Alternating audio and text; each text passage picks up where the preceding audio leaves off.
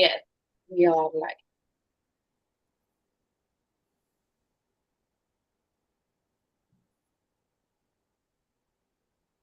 Let's start. So, good morning, everybody. A very warm welcome and a very happy World Music Day to everyone out there. So, a very warm welcome to everyone joining us for this special World Music Day webinar. Today, we are celebrating not just music, but the ever evolving business and innovation behind it. We have an exciting lineup of speakers from industry leaders like Rajeev Raja, Devraj Sanyal, Sonam Kalra, incredibly talented Hamza Kazi, Raja Kumari, and whatnot.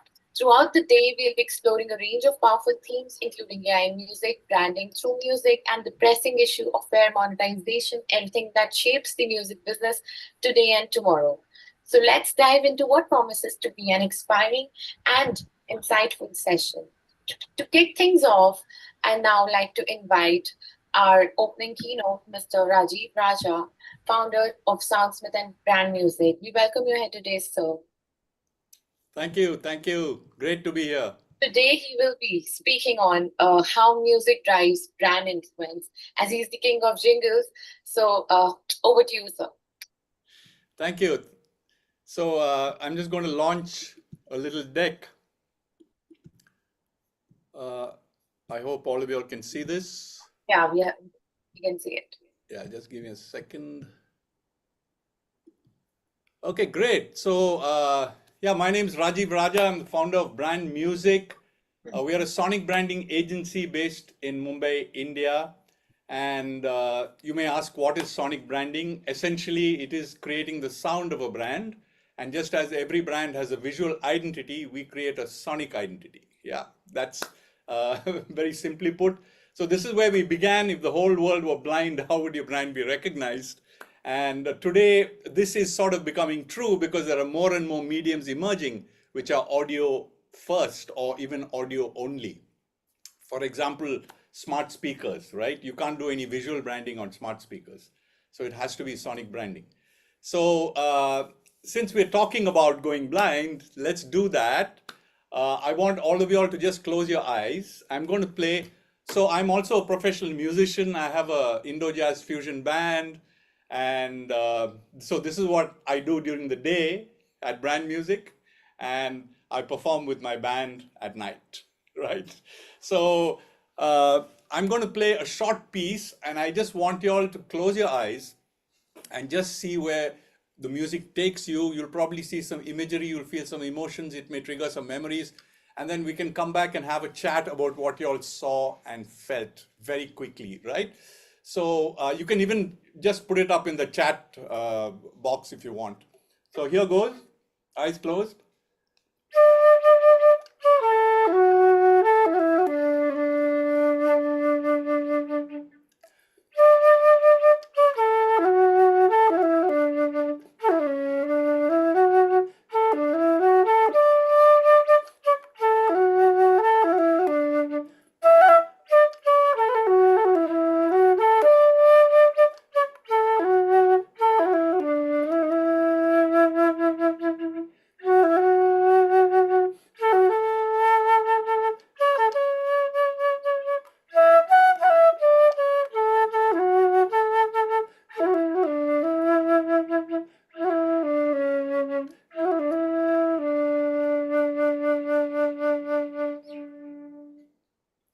Okay, you can open your eyes.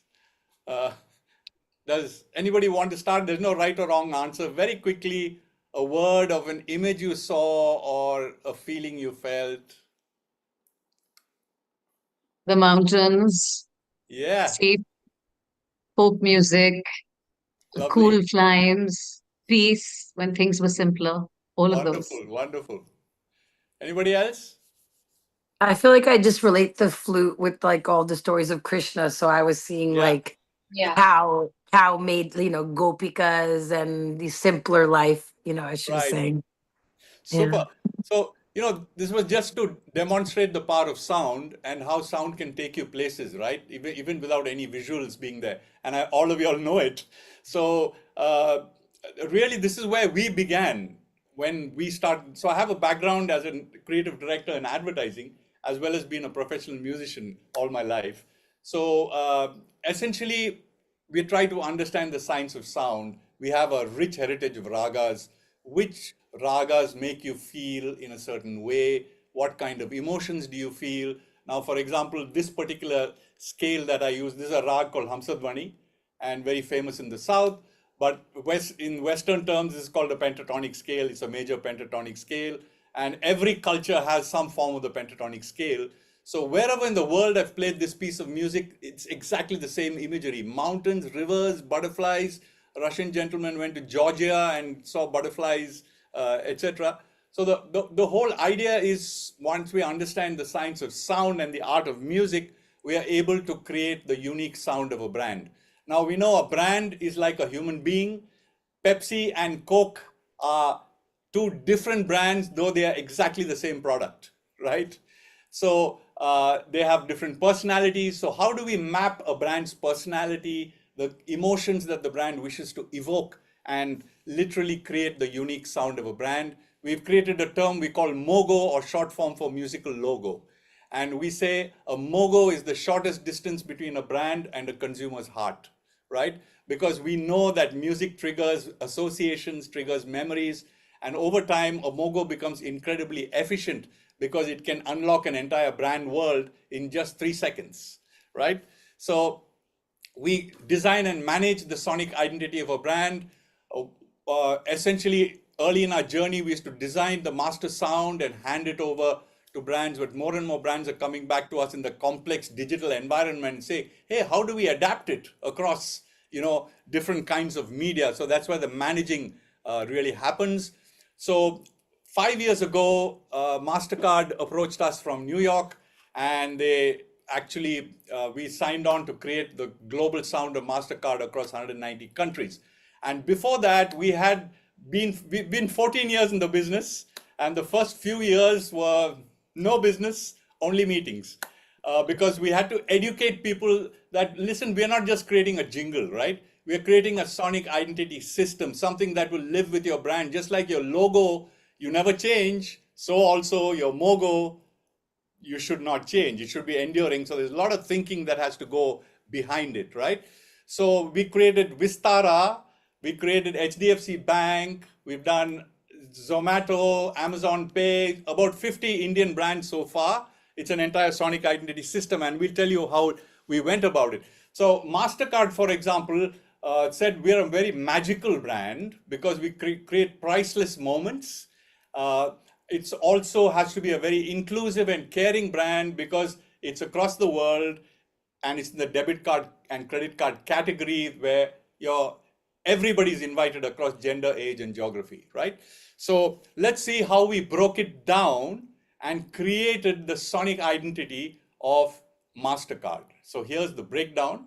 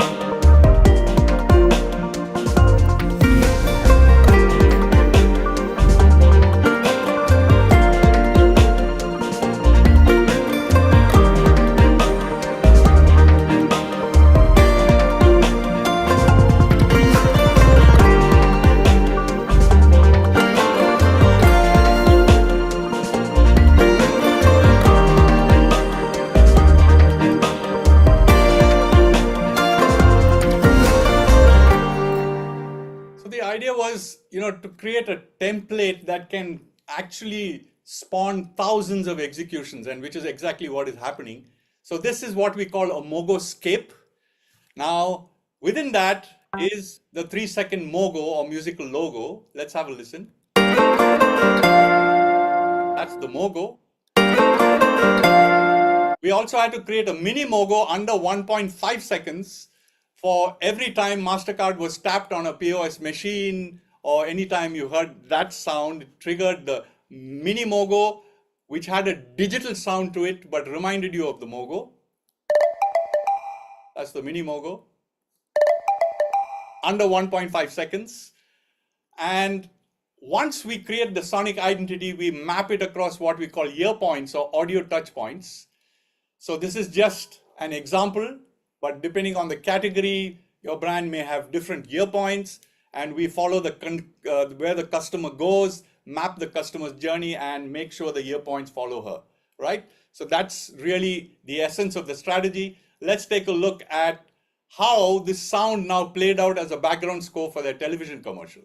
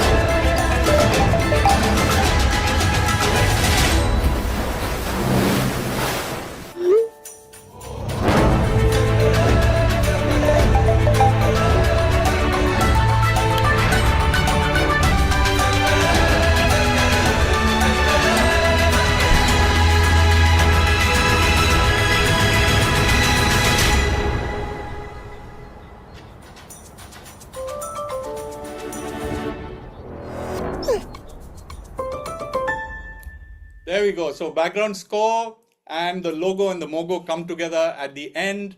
We also created versions across the world so that the melody could travel. Middle East.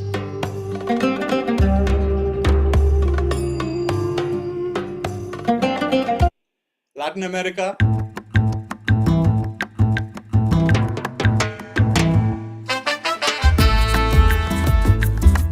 Of course, India. Across different moods and occasions, emotional.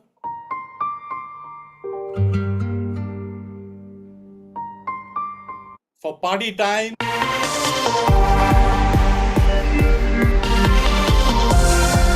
They sponsor EPL and the European League. We created a fans anthem for them.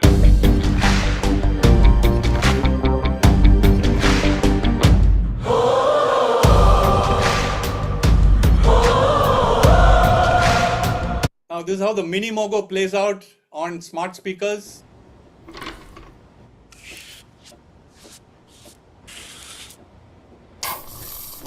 Smart speaker.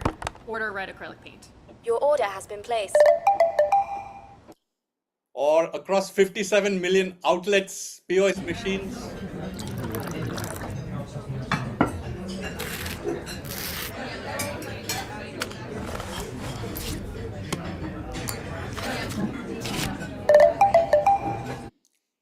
Best audio brand 5 years in a row. And that's just to give you a glimpse of how once you create a sonic identity, you can spread it out. Some new news. We've just created the sound of 7-Up Global. You're getting a sneak preview. It's being rolled out as we speak. What does refreshment sound like? For 7-Up, we set out to create a global sonic identity that captures the brand's fizzy, uplifting spirit. We began with a simple idea: the 7 notes to refreshment. A 7-note mogo melody that represents the cool and playful world of 7-Up. The sound combines category codes like the signature splash and a melody designed to evoke optimism, lightness, and that unmistakable super-duper refresher energy. The result? A sonic identity that's instantly ownable, emotionally resonant, and built to travel across geographies, languages, and platforms. With 7-Up, refreshment isn't just tasted, it's heard, felt, and remembered. So that's the Mogo. Up, 7-Up. That's our Mogo. So now a lot of people in India would have heard this. We've created the sound of HDFC Bank, but this is where you hear it the most.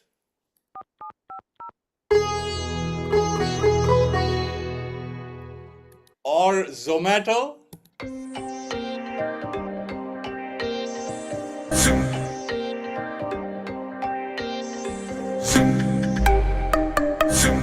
So every time you order, right, you know the rider has left the restaurant because you just hear it by the audio prompts. So that's it. Wow, I've kept to my time. We've still got 30 seconds left. So let's Mogo. This is Brand Music's Mogo. Thank you. Oh wow, great. This shows, Rajiv sir, that music is an integral part of branding and our day-to-day life. It was so insightful and so nice. Love it. Thank you so much. Thank you so much for your time. This was so insightful, Rajiv. I mean, just the fact that, you have customized it to various countries. Yes. That was just so beautiful and also very, very enriching as an experience for me personally, because Mogos are something that we at Radio City create for smaller clients, Right. And Mogo is a term which which I didn't know that you had coined it, but Yes. I'm so glad that, we got this experience because it's just amazing. I've been following your work, like I said before, but just amazing to see how it all pans out. Like, the entire, the bit by bit that you showcased in terms of, a sort of manifesto of the Mogo was fantastic. Thank you so much. Thank you. A very happy World Music Day. I wanted to ask Rajiv. Sorry, Ojasvi. I was just at the end of this one to ask Rajiv if I could come work with you and learn from you. This is brilliant. It's so exciting to see what you can do and how you can evoke all these emotions in literally, like you said, 10 seconds and one minute, and it's fantastic. And the way 1.5 seconds, yeah. Yeah, no, so I worked in advertising as well in the creative field. I was a writer and I went to art school. So for me to see how you actually have stitched them all together, it was even more exciting because you really put in all your love, all your passion, and brought it all together and opened all of our minds. And, so it's very exciting. So kudos to you. It's fantastic. Thank you. Thank you so much. Thank you. Thank you so much, Rajiv sir. A very happy World Music Day. Cheers. Yes, same to all of you. So it was a great start, guys. So next we have with us, she doesn't need an introduction. She's the hip hop queen. I welcome Raja Kumari, singer, songwriter, and she will be speaking on the topic from evolving industry trends to the rise of hip hop and surprising Gen Z turn towards devotional music. India's sonic landscape is shifting in unexpected ways. Over to you, Raj. Okay, well, I don't have a demonstration to show. I didn't know we had to come. No. With the the projects. No, it was not necessary. You can speak. Okay, I'm like, I have these. I'm like, this is what I have. I'm like, I don't know. You can speak. No, all good. Well, hello. My name is Raja Kumari. I am a artist. As I started my life in Indian classical dance. My parents immigrated to America in the 70s, and my mother always wanted to be a classical dancer. So that was something that, the American dream was given to me, but our version of the American dream, and what I try to explain to a lot of NRIs, is we have a time capsule of India. It's like this time capsule of the culture. So the experience of growing up in America, excuse me, the 90s and the 2000s was very different than what Gen Z is experiencing now. There are South Asian actors, musicians, directors in the mainstream of the US, and it's growing. And the only reason I speak about the US is the same way whatever happens in India distributes to the diasporas. Like, if a Bollywood film is really tracking in India, it will influence London, Canada, US, Australia, Singapore, Dubai. So like in that same way, United States has always been this center that, affects the entire world, And as a classical dancer, I think that I learned very early that, you use this one body, you don't change costumes, you use this one person to basically, build Kurukshetra, you show Krishna, you show Arjun, you show so much. And there is so many details in classical Indian dance that, I became very infatuated and enamored with it as a child because I couldn't be impressed by Superman or Batman because Arjun and Hanuman were just ultimately cooler. And I found that not a lot of people felt the way that I did, growing up. They didn't have the exposure. I think because I played all those characters, I did my first Arangetram at 7 years old in Kuchipudi style. And Ravi Shankar, Pandit Ravi Shankar was the chief guest, And my second Arangetram was 8 years old. And then my third Arangetram, I was 14. And I had toured India and I had this very unique, deeply, rooted experience with Indian culture that when it came time to kind of express myself, as a teenager, and obviously growing up in America, even though I had the time capsule of Indian culture, there needed to be something to make sense of both of these experiences. So I feel like, I'm celebrating 10 years as a recording artist next year.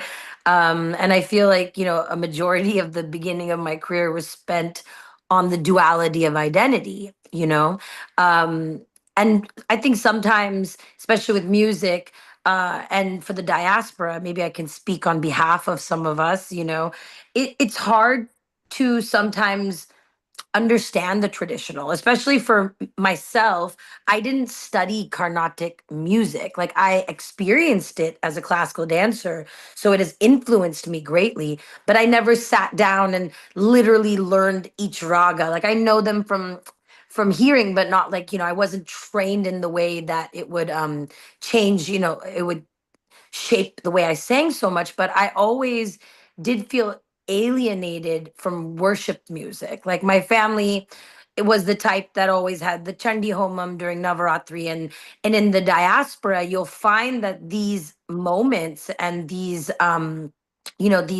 these cultural meetups were the only time we got to express our culture or be around each other.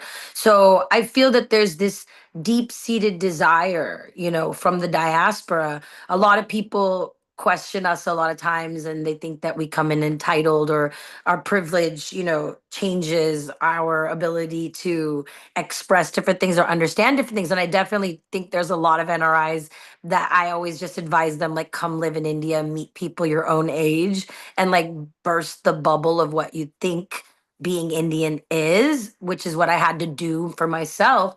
But I feel that you know yeah, I was saying I basically feel that, a lot of people don't think about the separation from the mother.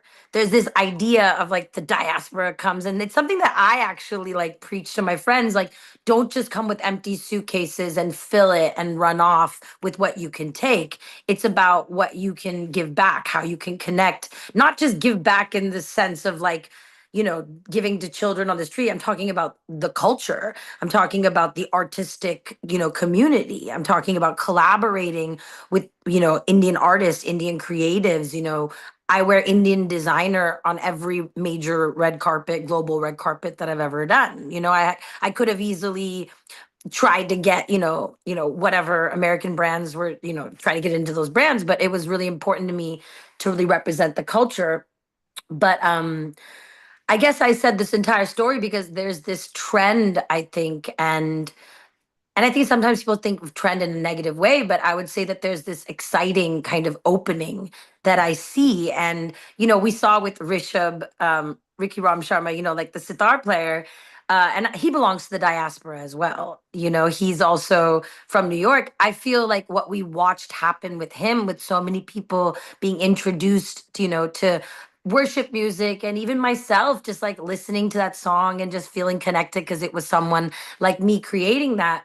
I feel like the combination of not having a Carnatic voice and, watching, people express themselves and speak about God. Like as an artist, I've always kind of not hidden, but I've put spirituality in my music. In every album there'll be one song that's like profoundly spiritual, but I would put it in sections. There'd be like an English song, and then the Gayatri Mantram is the bridge, or there'd be like an English song, and then there'd be like a whole bridge. Usually the bridge would be like a jati, so I would just try to experiment in different places.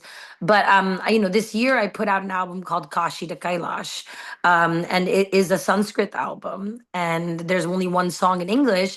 And the purpose of this project was to worship in my own voice.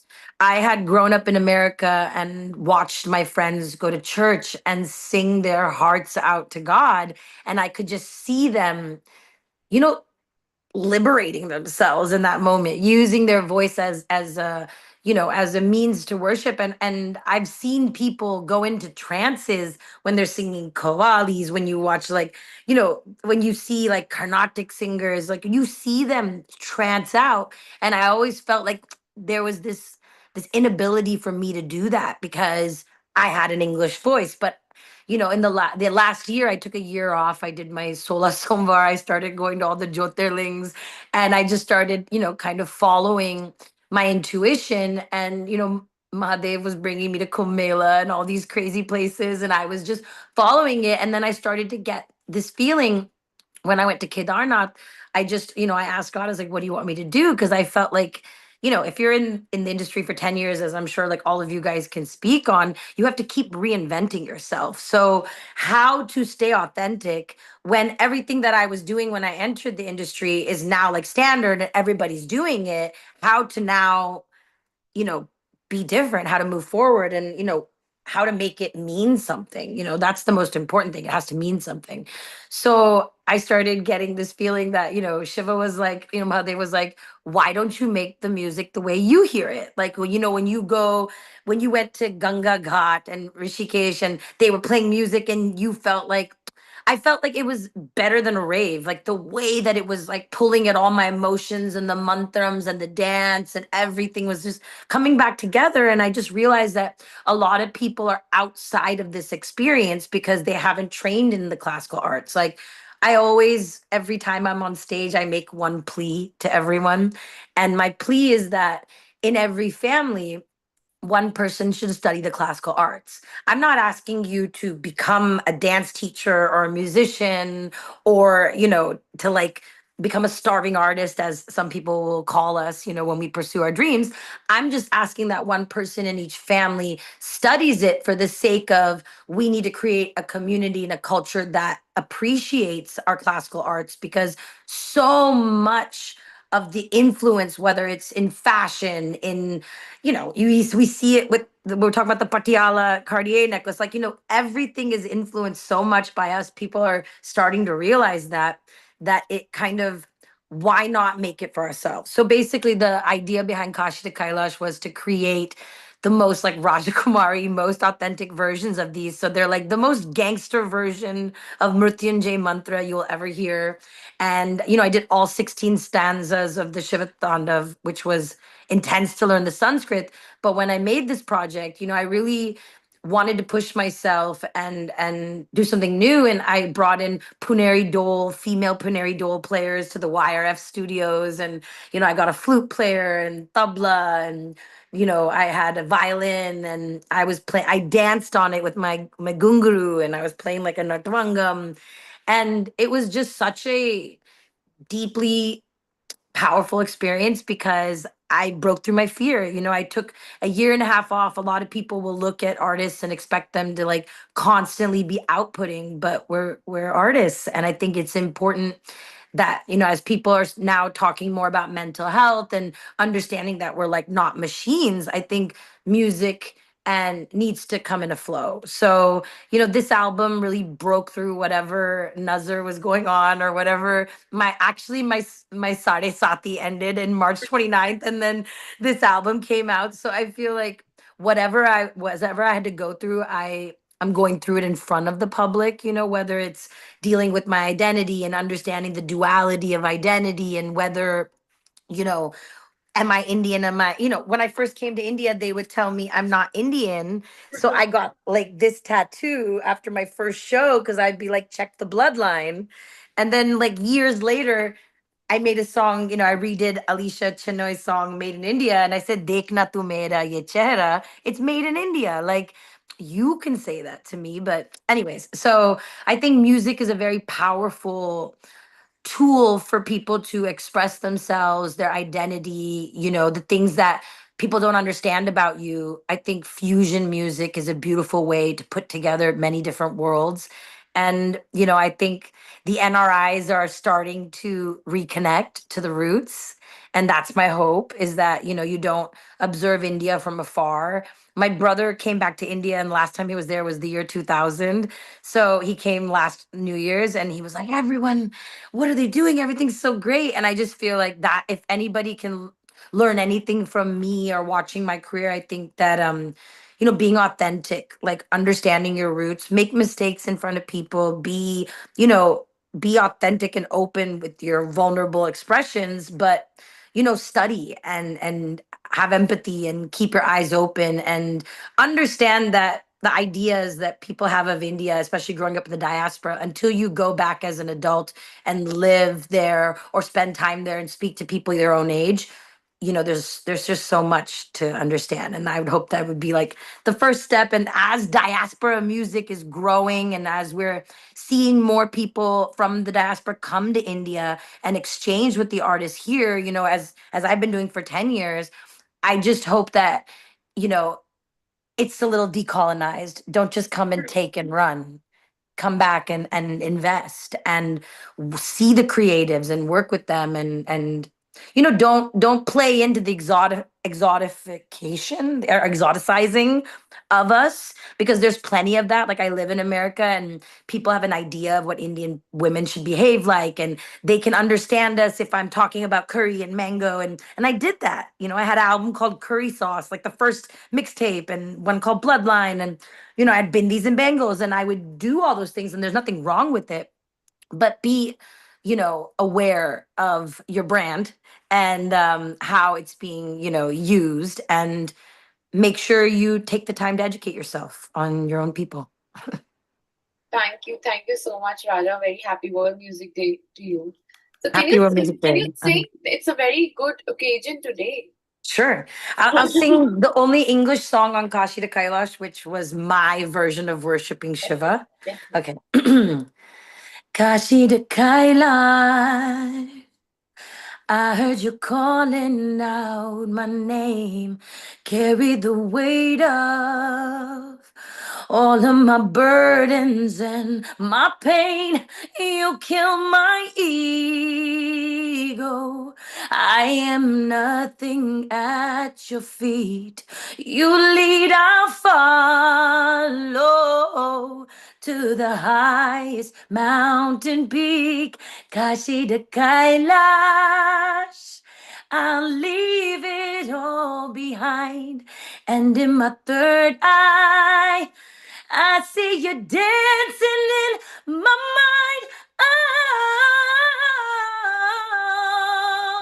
Namah Shivaya. You are the end all be all. 'Cause I'm here for my karma, to burn off my karma, walk in my path, never stray for no lover. See, I am a vessel, God is my mantra, runs in my blood, let it flow like the Ganga. Thanks. I could keep going, but it'll continue. Lovely. Amazing.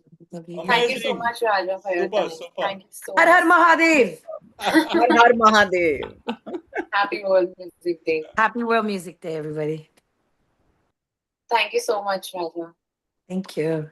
Let's hop on to next. And next, we have with us Sonam Kalra, multiple award-winning singer, composer, songwriter, and today she will be speaking on the topic Music Notes from Here and There. We welcome you here today, Sonam. A very happy World Music Day. Thank you so much, Jasmine, and thank you, everyone. Good morning, everyone. It's very, very special to be here this morning to celebrate World Music Day with all of you. Thank you to Loudest for inviting me to be a part of this webinar as a keynote speaker amongst all these esteemed, incredible stalwarts of the music business. Before I start, I'd also like to point out that today is International Yoga Day, National Smoothie Day, World Motorcycle Day, International Dog Party Day, which is really how I'm going to spend the rest of my day. It's Lana Del Rey's birthday, the longest day of the year, and hopefully that's not going to be because of our very long speeches. And it's also Go Skateboarding Day, National Wine Day, and about 20 other days. But we are here for the one that counts the most as far as we're concerned, and that is World Music Day. Happy World Music Day, everyone. Like most musicians whose lives are filled with equal parts celebration, angst, and questioning, my keynote address promises to have elements of all three. When I was a little girl with dreams of becoming a musician, senior musicians would often tell me how hard it is. No financial stability, gigs were few and far between, and there were not many platforms to showcase your work. You had to wait to be discovered and then, in all probability, exploited. Things are so much easier in so many ways for musicians now. Every musician, budding, amateur, and professional, has a stage. If not real, then definitely virtual. And all it takes for everyone to know about you is for that one song to go viral. However, there is a part of me that really misses the time when music was just music, free from algorithms, social media, views, followers, likes, and comments. When being a musician meant immersing yourself in the music, in songwriting, in performance without the pressure of content creation. And by content, I do not mean songs. I mean all the other stuff that goes with it. The music gyan, the meaningful sayings copied from the internet, and of course, the reels that are perfectly manicured to look candid.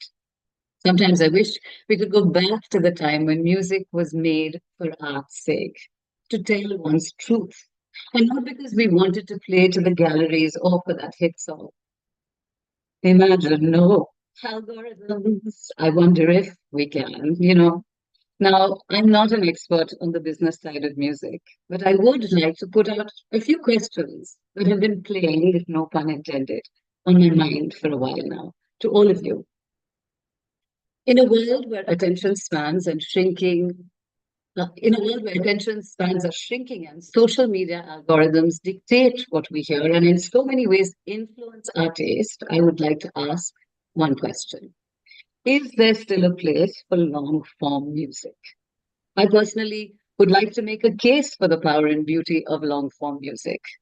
Long-form music needs to exist to allow artists to tell complex stories, explore emotions, and take listeners on a journey.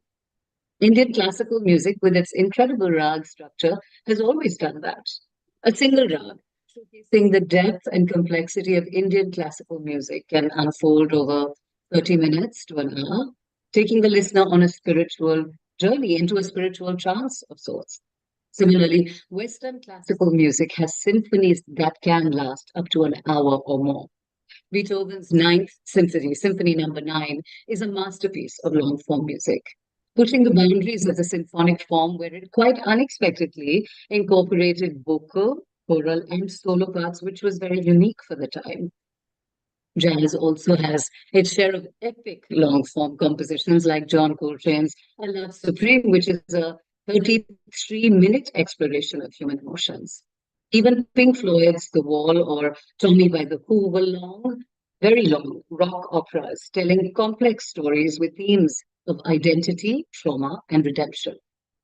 All these pieces were special because they were like conversations the artist had with the listener, not a quick check-in kind of conversation, but a long, heart-to-heart, peel the layers off kind of conversation. Long-form music is important because it slows us down in this crazy, fast-paced, frenetic world, demanding our attention and rewarding us with depth and richness, allowing us to do a deep dive into ourselves, connecting with a part of ourselves that cannot happen in a 3-minute fleeting song. It also allows musicians to truly express themselves without worrying about the saleable length of songs. As an artist, I love the longer format for many reasons. Most of my songs are really long. I just, the question that I want to ask. So the question that I want to ask is, how do we rebuild our audience's ability to listen to this format again? How do we rebuild patience? Is it by giving them exactly what they want for their shortening attention spans, which, by the way, is a global phenomenon? Or do we slowly start reintroducing and giving to them long format songs which allow and perhaps in some way force them to start listening, to start really, really listening again? So that's the first question I want to put out there. The other question I want to ask you is the surge of Instagram covers killing creativity? Now, this is one that I'm truly on the fence about, because while cover songs are an absolutely great way to showcase your skills, to be heard, and to learn from the greats, are musicians taking shortcuts by not creating original music? Is the emphasis on virality stifling originality? Are we as artists playing it safe by playing music everybody knows and that we know is already liked by listeners? And by playing to the galleries, are we also making the mistake of not pushing audiences and artists alike out of their comfort zones? Is this leading to our general musical landscape having a similar sound, making it harder for those who take chances or create original music to be appreciated? To my mind, this overemphasis on virality could lead to a slightly dangerous quantity over quality way of life, and also become very demotivating, as it already is for a lot of artists, to create new music when they already know that in all probability it will not have the same reach as a cover song. So what can we do about this? This is also something that perhaps we need to have a longer conversation about. And finally, I would like to talk about the importance of music as a social tool. We must never forget that as artists, we are the conscience of society, because music has the power to bring people together, to inspire social change, and to provide a voice for the voiceless. Throughout history, music has played a very crucial role in social movements, from civil rights movements to environmental activism. Iconic songs like We Shall Overcome or Blowing in the Wind, these anthems have inspired generations and continue to do so to fight for justice and equality. As artists, we have a responsibility to use our platform to make a positive impact that goes beyond just our little words. Music can evoke emotions, it can raise awareness, and it can mobilize people to take action, whether it is through benefit concerts, charity singles, or community outreach programs. Music can be a powerful tool. We know this. By harnessing the power of music, we can bring attention to important issues. We can inspire empathy, compassion, and create. This is the most important thing. We have a responsibility as artists through this through music, to create a more just, equitable, and compassionate world. And in fact, now more than ever, musicians around the world need to be using music. Now, more than ever, I will repeat this. We need to be using music to promote interfaith dialogue, cultural understanding, peace, and social cohesion, proving that music, as everyone thinks, is not just a form of entertainment, but it is also a powerful force for good in the world, a powerful tool to change the world, making people change their minds without preaching at them, making them feel so that they themselves take action. So before I end, I would like to take one more moment to express so much gratitude today, especially for the gift of music in my life. Music truly changed my life. It's what carried me through the loss of both my parents. It's how I find equilibrium in my life, and it is how I pray. Having music in my life also has allowed me as an artist to push the boundaries of my creativity and truly express myself, tell my truth through the Sufi Gospel Project, which I created, where I blend the many voices of faith to try and create one universal voice. Just me as a person. Music has another way to do it. And I can only hope that music has the same impact on everyone's lives as it has had on mine. So thank you, Loudest, for including me in this very special webinar on this very special day and for allowing me to share my thoughts. May we, as a collective of musicians, as a collective of humanity, continue to push the boundaries of what's possible with music, inspiring new generations of musicians, composers, and music lovers alike. Happy World Music Day, everyone. May every day be Music Day in our lives. Thank you. Very much. Thank you so much, Sonam, for such an insightful keynote. Thank you so much for your time and a very happy World Music Day. And it's happy World Yoga Day also, everybody. As I said, National Smoothie Day. So go have smoothies, go pet your dog, party with your dog. So it's a motorcycle day, go have a glass of wine. It's wine day. It's lots of reasons to celebrate. And you can do it all with music playing in the background. Yeah, definitely. And thank you, everyone. I'm so sorry. I'm going to have to run, but thank you so much for your time. Thank you for including me. Lots of love to everyone and lots of love to the music fraternity. Big virtual hugs. I'm a Sardarni Punjabi, so the only language I know is music and hugs. So hugs to everyone. Thank you so much. Bye. Bye. So next we have an exciting panel lined up. On the topic we will be exploring in this panel. It's everything around music business, through from AI to sound techs to music licensing to music festivals, events, future of Indian music, how radio and music is important. So on this very special panel, we have with us I welcome Shaju Ignatius, Chief Evangelist, Lakshya Media Group. And next we have Shivita Hegre, Head of Brand Solutions, Times Music.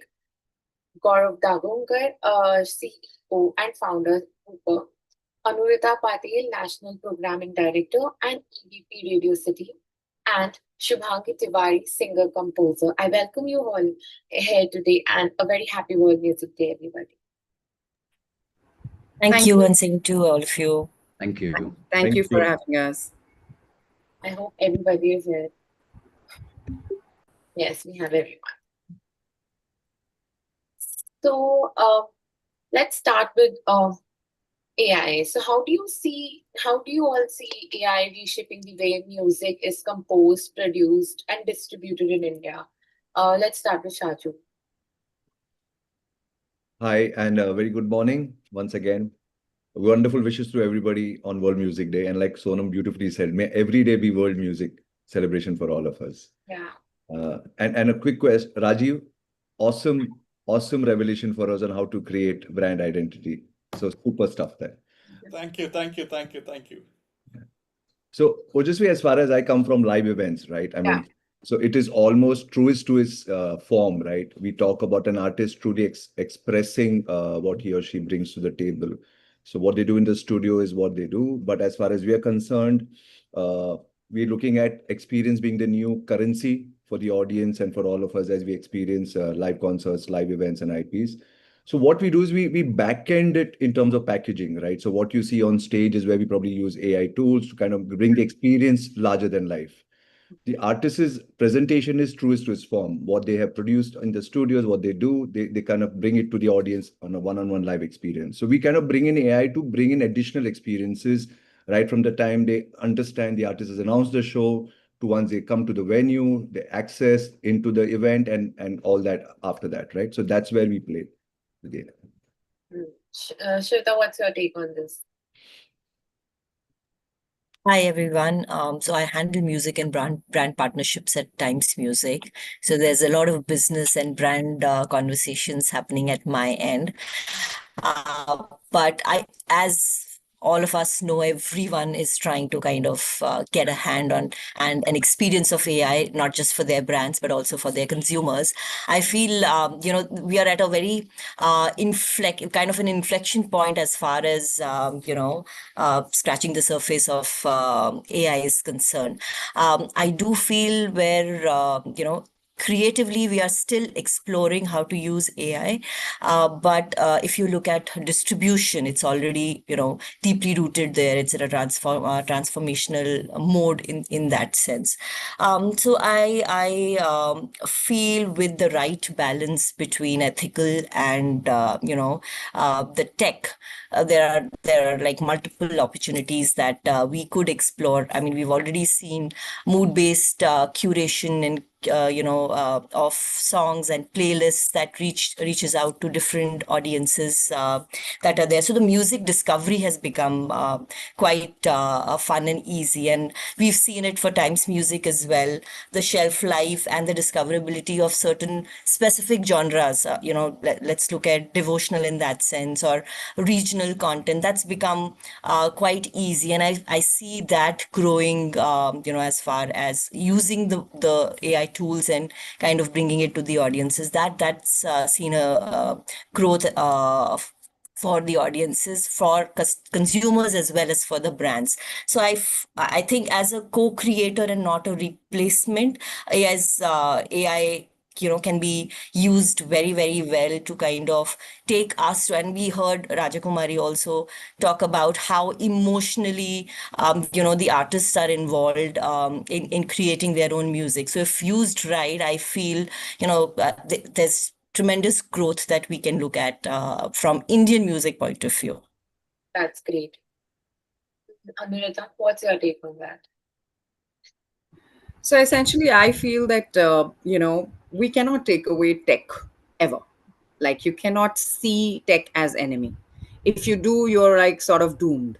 So I do feel, and I do agree with Shveta here, where she mentioned that, as long as you're not, see, AI is our tool. We've created it. We are the people who are mastering it. Yes, it will get, as it grows, it gets a brain of its own, and that's what everyone's scared about. But quite honestly, I feel that as long as we are not replacing it, like you said, Shweta, as long as we're not replacing it and actually utilizing it, it can give you brilliant results. I mean, you can see it in algorithm building, in distribution, you can see it in creation. And while the whole zone of copywriting is pretty murky right now, which makes it a little difficult, and people are like sort of exploring, figuring out how to do things, I do feel it's a brilliant thing by our side. It's a partner, and we can utilize it wonderfully to not just create, but to distribute as well. That's great. Gaurav, so what's your take on that? So happy World Music Day to everyone. Thank you, Loudest, for inviting me. A disclaimer, there's some massive construction going on, and I think in the spirit of the event, they're also giving it their loudest. So if there's any background noise, please don't blame me. See, I run a music licensing company called Hooper, and every day of our professional lives, we are out there spreading, the message that music rights matter. And we are now working with 400 plus artists and 21 labels to ensure that their music gets their due. Right. And I have strong opinions about AI. I feel at one side, what Anurita, you said, that you can't fight tech. Every day we are seeing, folks use platforms like a Suno or a Udio or Refusion to create songs. Undoubtedly. In fact, I have been an artist before that for about 12 years, a full-time artist. So I myself am really excited about how AI can help me express music a lot easier, faster, better, cheaper, right? As opposed to working with folks, which could be costly and time consuming. So to me, there are pros. On one side, yes, you can express yourself faster and better. But the cons are there, and we need to appreciate these as well. The first is a lot of AI is trained on data which they did not license. Right. And the problem here is that, look, the large labels will get away with it because, as always, they'll do large deals with folks like these. And the folks who get trampled upon are the independent artists whose music will be used absolutely left, right, and center to train on. And they'll never be able to fight it because it's a tsunami of AI generated music that's coming our way. And the problem also is that when music will now be created, and you see a lot of brands are now creating AI generated ads, AI generated tracks, they are often bypassing the artists these days. Yesterday, there was a director who came to meet me, and he showed me an AI generated artist. Okay, and I'm actually sharing this so that we all appreciate what's happening, right? And the artist was phenomenal looking. She was absolutely perfect in every way. The song sounded absolutely flawless, like a bit too good to be true. The music video was created using AI, and the arguments that happened on the table were that, look, your natural artist will not look that good. You can promote multiple brands. This person, AI generated artist, is not stiff, so she can dance. You can actually get them to promote a bike or anything of that sort. And in a way, as an artist, you also feel a little bit for what artists will now go through, because you'll see a lot of background score composers being replaced. And you can quote me on this. It's already happening, and it will happen a lot more. Music producers will lose their jobs. There is no doubt about that, because AI will create music based on prompts that are in the video itself. And it's already happening because we run a licensing company. That a video is uploaded, you already know the prompts. It's travel in Sikkim. Music is generated, which is perfectly in time for that particular video, and it's cheap. It's very high quality too. So there is a fear factor amongst artists, which I don't blame. As a business owner, I sense great opportunity here, but I'm right now in the crossroads where I see a lot of positives and a lot of use cases as a business owner. And yet, as an artist at heart, I do feel that if at all AI becomes a behemoth or a monster, which it will, artists should really get their due. And how that is to happen is something for folks like us to now work on. Absolutely. So, Shubhangi, you are an artist. So, what's your take on AI and music? Hello, everybody. It's great to hear your perspective. And happy World Music Day. And every day for us is like a music day. But so it's very interesting to hear your perspectives. And it's kind of, I feel it's kind of balanced, because you cannot take out the tech, ever, like you rightly said. So the only space we're left with is to co-create and to adapt.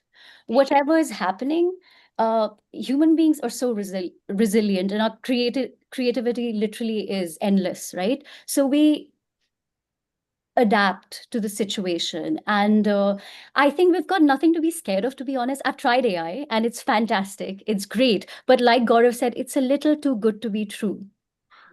So there's always going to be that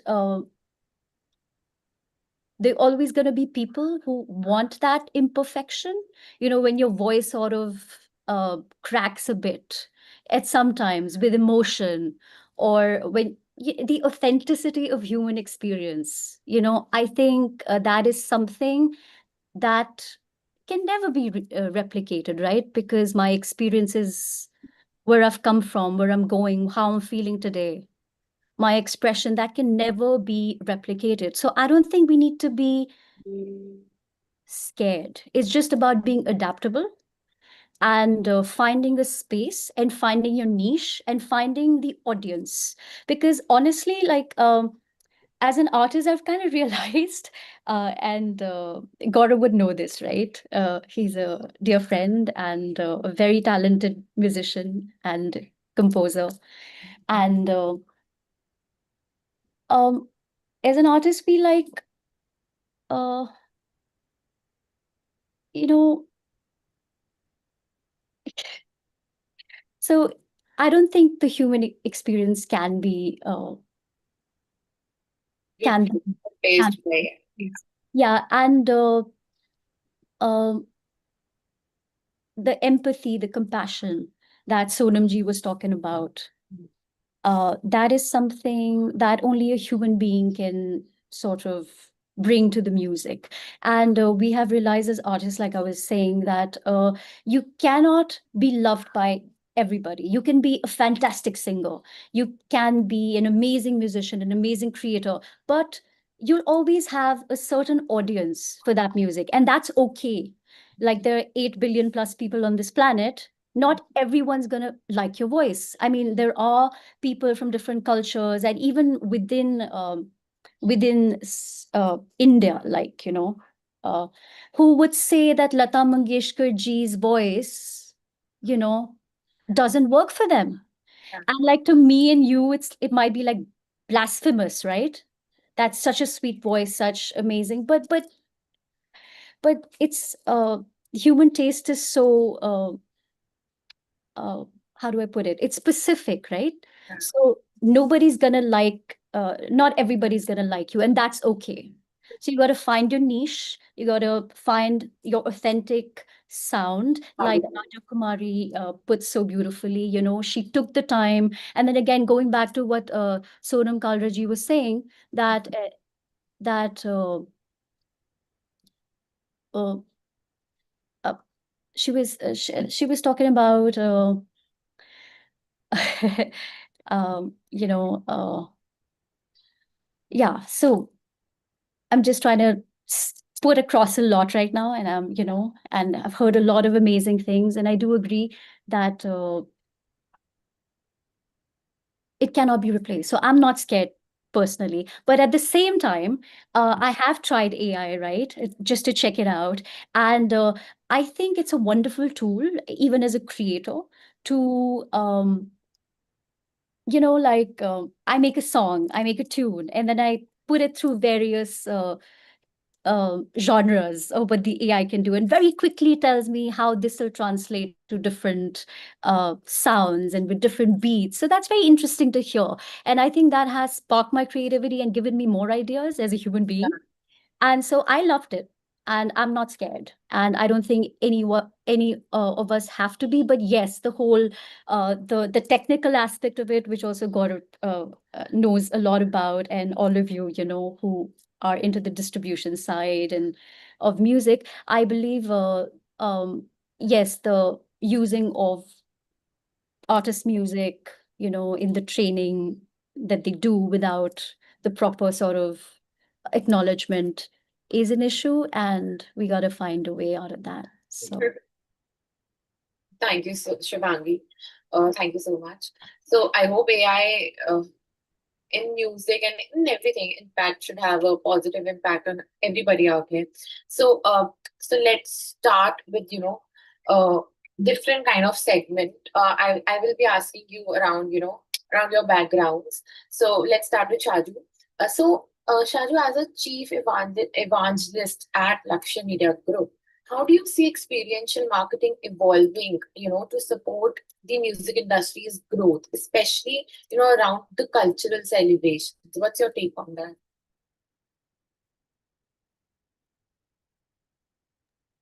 Sorry.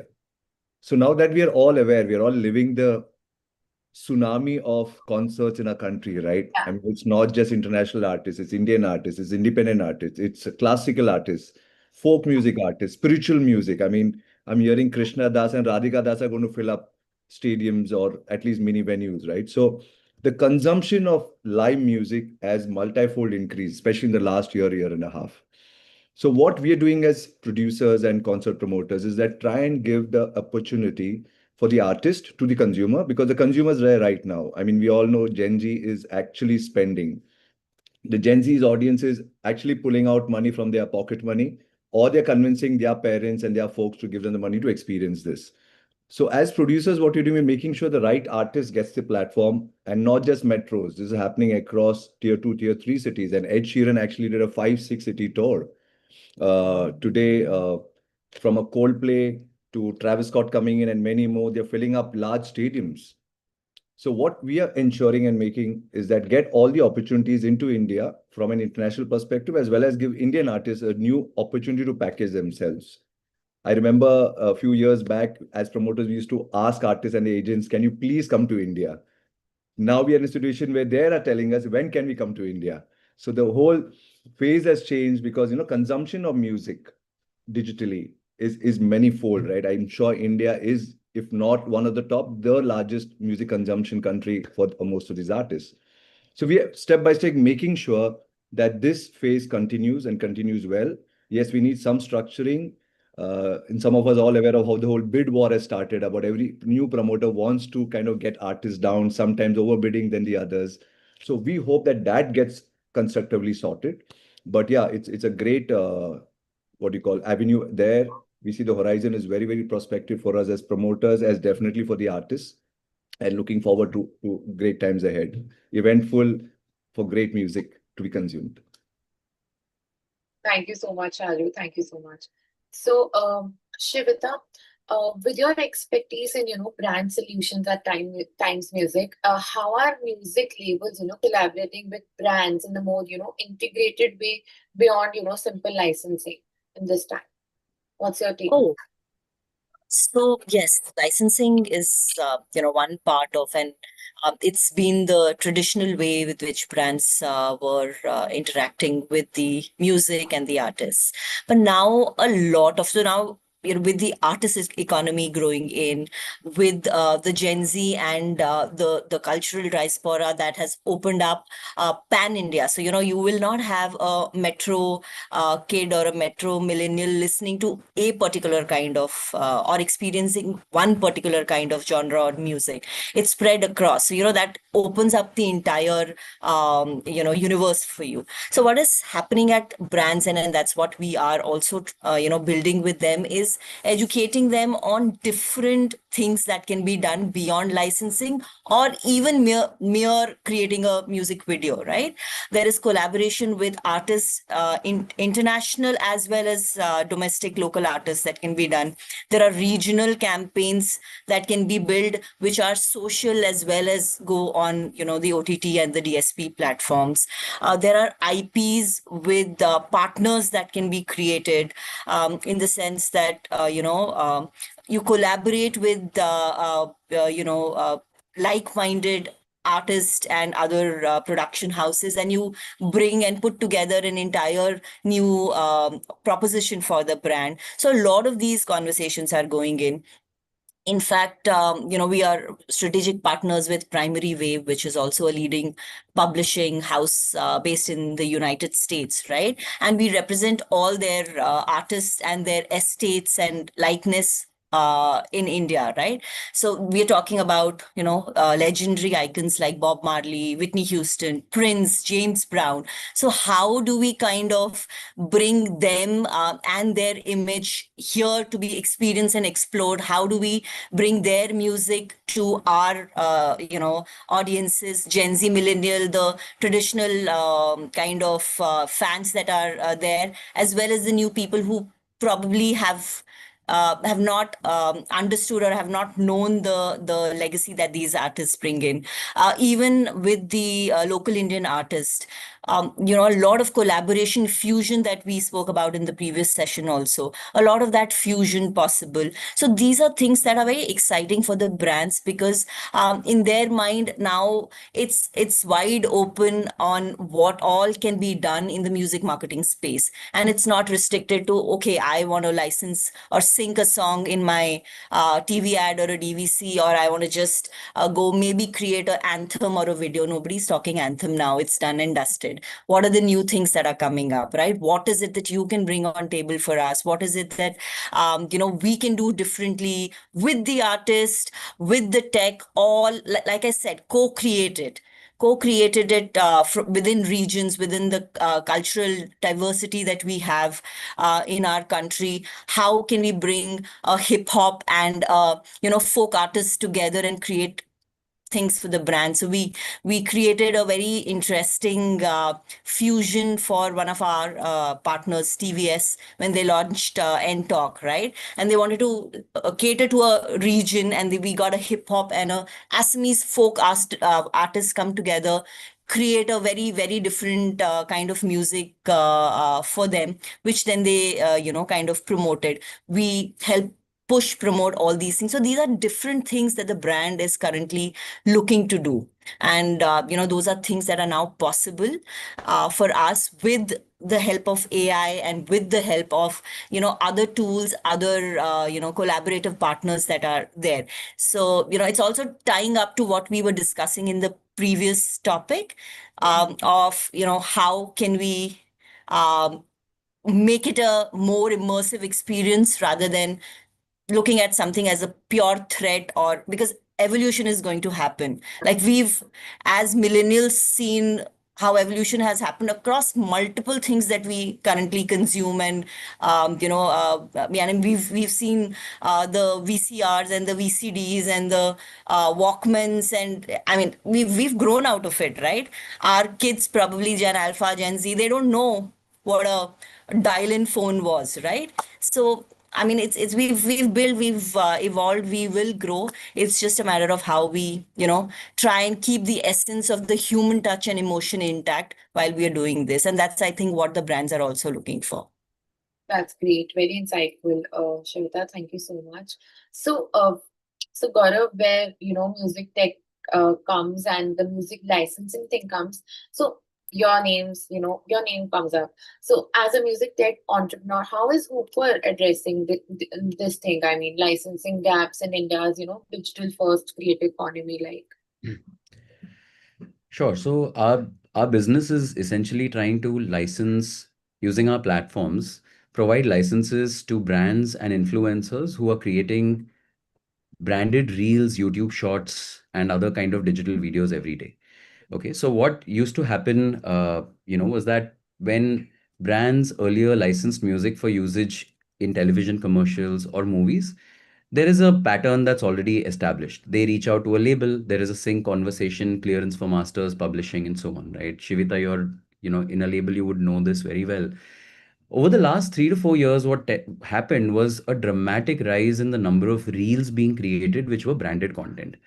So today in India, there are close to 80,000 brands and about 500,000 influencers who are creating branded content every single day. Okay, so about our estimate is about 1 in 1,000 based on our research. So close to 32 or 1,000 branded reels are being made every day, and they use music. Now, the problem here is that there is a misconception that brands and influencers have that since the Instagram library has music, I can use it for my branded content as well, right? But on Instagram and multiple other platforms, the clearance is provided only for personal and UGC content. So if there is any kind of commercial content being made, a license is required, and procuring that license is very challenging on a day-to-day level. So let's say, Ojasvi, if you're a social media, manager in a brand, you're creating probably 10 videos a day or 20 videos a day. If you go to a label and they quote you 25 lakh per song, you're going to say, no, boss, I'm not going to be able to afford this, right? So you end up using some kind of stock music. So Hooper fulfills that gap, basically. We have a platform called Hooper Smash on which we have all the trending tracks. We've got 21 labels on board and close to 400 independent artists. It's like a marketplace. The songs are listed and brands come and quickly buy a license. So we've got more than 100 brands that are clients. Mintra, Marico, ITC, Himalaya, IPL teams, all of these folks are licensing 10, 20 tracks a day from us. On the other side, we also have a platform called Hooper, which is, you could say, stock music or copyright safe music, which is a subscription model for YouTubers. So we've got about 3 lakh YouTubers and about 18,000 odd paid subscribers, from a Ranveer Brar to a Flying Beast to Ashish Vidyarthi. They all use music. Even in fact, in Maharashtra, Chief Minister Mr. Devendra Fadnavis, his YouTube channel uses music from our platform. What tends to happen is, as a platform, we now have deep data sets around understanding what music works for what genre. So what is the right music for travel, fashion, food, and so on. And we also use it for brand solutions. In fact, that reminds me, Shivita, we should be catching up sometime soon. But we are in that business. Now, here are the challenges for us. The first misconception is that music is free. And you'll find a lot of folks, some of the biggest entrepreneurs in this country who themselves play the guitar, acting so chindi that when you meet them and say that, boss, you're supposed to pay for a license, suddenly their tone changes and they feel, why the hell did I call Gaurav and his team to meet me today? They're going to, ek naya bill fadega hai. But the truth is, when they understand that it's just about 0.5% or 0.25% of their marketing budgets, they gradually start opening up. So we are here on a mission. It's a very tough business to convince, folks that you should be paying for your music licenses on platforms like Instagram, Facebook, YouTube, and others. That's one. We are also seeing a super lack of awareness, Ojasvi, amongst artists themselves. I cannot tell you as an artist how disappointed I am that artists take too long to list their music on the platform. Yeah. It's actually a no-brainer the way I see it. But sometimes what happens is, artists, especially those who perform live, and Shaju, you're in that business, they make so much money that for them, they feel royalties say, kya aega, baad mein dekh lenge. I've had one of my friends who's a very popular artist who's got a lot of songs. Her songs are in demand. And the only answer she gives me, I'm touring, let me come back. And I tell her that this has got nothing to do with your shows. But it is one step at a time. So we are doing a lot of road shows. We're trying to do a lot of content creation to educate both the supply side and the demand side. I would say that honestly, India is a much more, it's a less complicated market than the West because here our labels mostly own the publishing and masters. So it's easy for us to sort of do, deals with them and the artists. The West actually is a lot more complicated. There are multiple publishers per song. There are also moral rights. And I feel that this is a time for the music industry to really speed up its game a little. We cannot make things so complicated that somebody takes advantage of our industry and says, let me use it for free. Dekhte hain kya hota hai. When they come and complain, I'll delete my reel. Right. So these are all the challenges we are fighting. But thankfully, the business has really grown well. And when I'm looking at this panel, right from Shweta to Shaju to Shubhangi, Anurita, I see all of you as partners. The point you made, Shweta, everyone here is a collaborator, whether it's live music licensing or brand collaborations or programming on radio or working with an artist. This is the time to sort of co-create and collaborate, and I'm all for it. So that's our business in a nutshell. Yeah, great, Gaurav. So Anurita, would you like to add in Gaurav's thing? I think Gaurav, I think we need to have a separate chat after this as well because there's so much coming through from you and so much insights and so many insights and also the understanding of this entire large bubble which is sort of waiting somewhere and emerging in fact with AI. And like you said that a lot of people turn back and say, and there is a certain unethical usage of a lot of music there where people are turning back and saying ki agar मेरे को strike आया तो I will अगर मुझे strike आया तो I will take it down. And that I know of, I mean, many artists in and around our scheme of things. We meet them on an everyday basis. And yes, I completely agree to the understanding also of the fact that people don't want to pay for music. People don't want to pay for any kind of piece of music, which they say, yeah, this is already there. Why do I have to pay for it? And we see this all the time, whether it is branded content that we create for them. In fact, our recent a TVC of Hajmola. We created the music for them, and we created their logo. And we did not think that it will go on to be a TVC. We created a jingle for them and some kind of branded content integration for it. And suddenly it turned out that Ajay Devgan really likes it. He happens to be the ambassador, and therefore it turns into a TVC. But somewhere there I did feel that the exposure to the artist who has actually made it, like our teams, we are obviously putting together all of this. There could be someone out there who may create something which is probably sharper, better, lacks that human touch, but with AI for probably 1/10 the cost or 1/4 the cost, or maybe free for that matter, if he's intelligent enough to program it and prompt it himself. So therefore the whole larger challenge which we are constantly trying to address and go back on in terms of how do we befriend AI to a point where the infringements or the sort of upswing in terms of a lot of plagiarism. I mean plagiarism of another kind which is coming through. How do we stop it? I mean, at one end, what AI is somewhere supporting or is giving rise to, which I feel happy about, because India is so rich in its own culture and its own musical culture, the folk, etc. Is that it's opening the doors quickly. It's opening the doors in a much better format. And at a click of a button, you have distribution, you have music tools, you have a lot of things which are already available to an artist to do those things. So, in fact, a study of Ditto in 2023 said that 56.9% overall registered artists were anyways using AI to say mix, master, produce, their songs, which I feel is a great way to look at AI. And like what Shubhangi said, people cannot take away the human touch. The human touch is what is going to have us win over this part of tech, is what I do personally feel.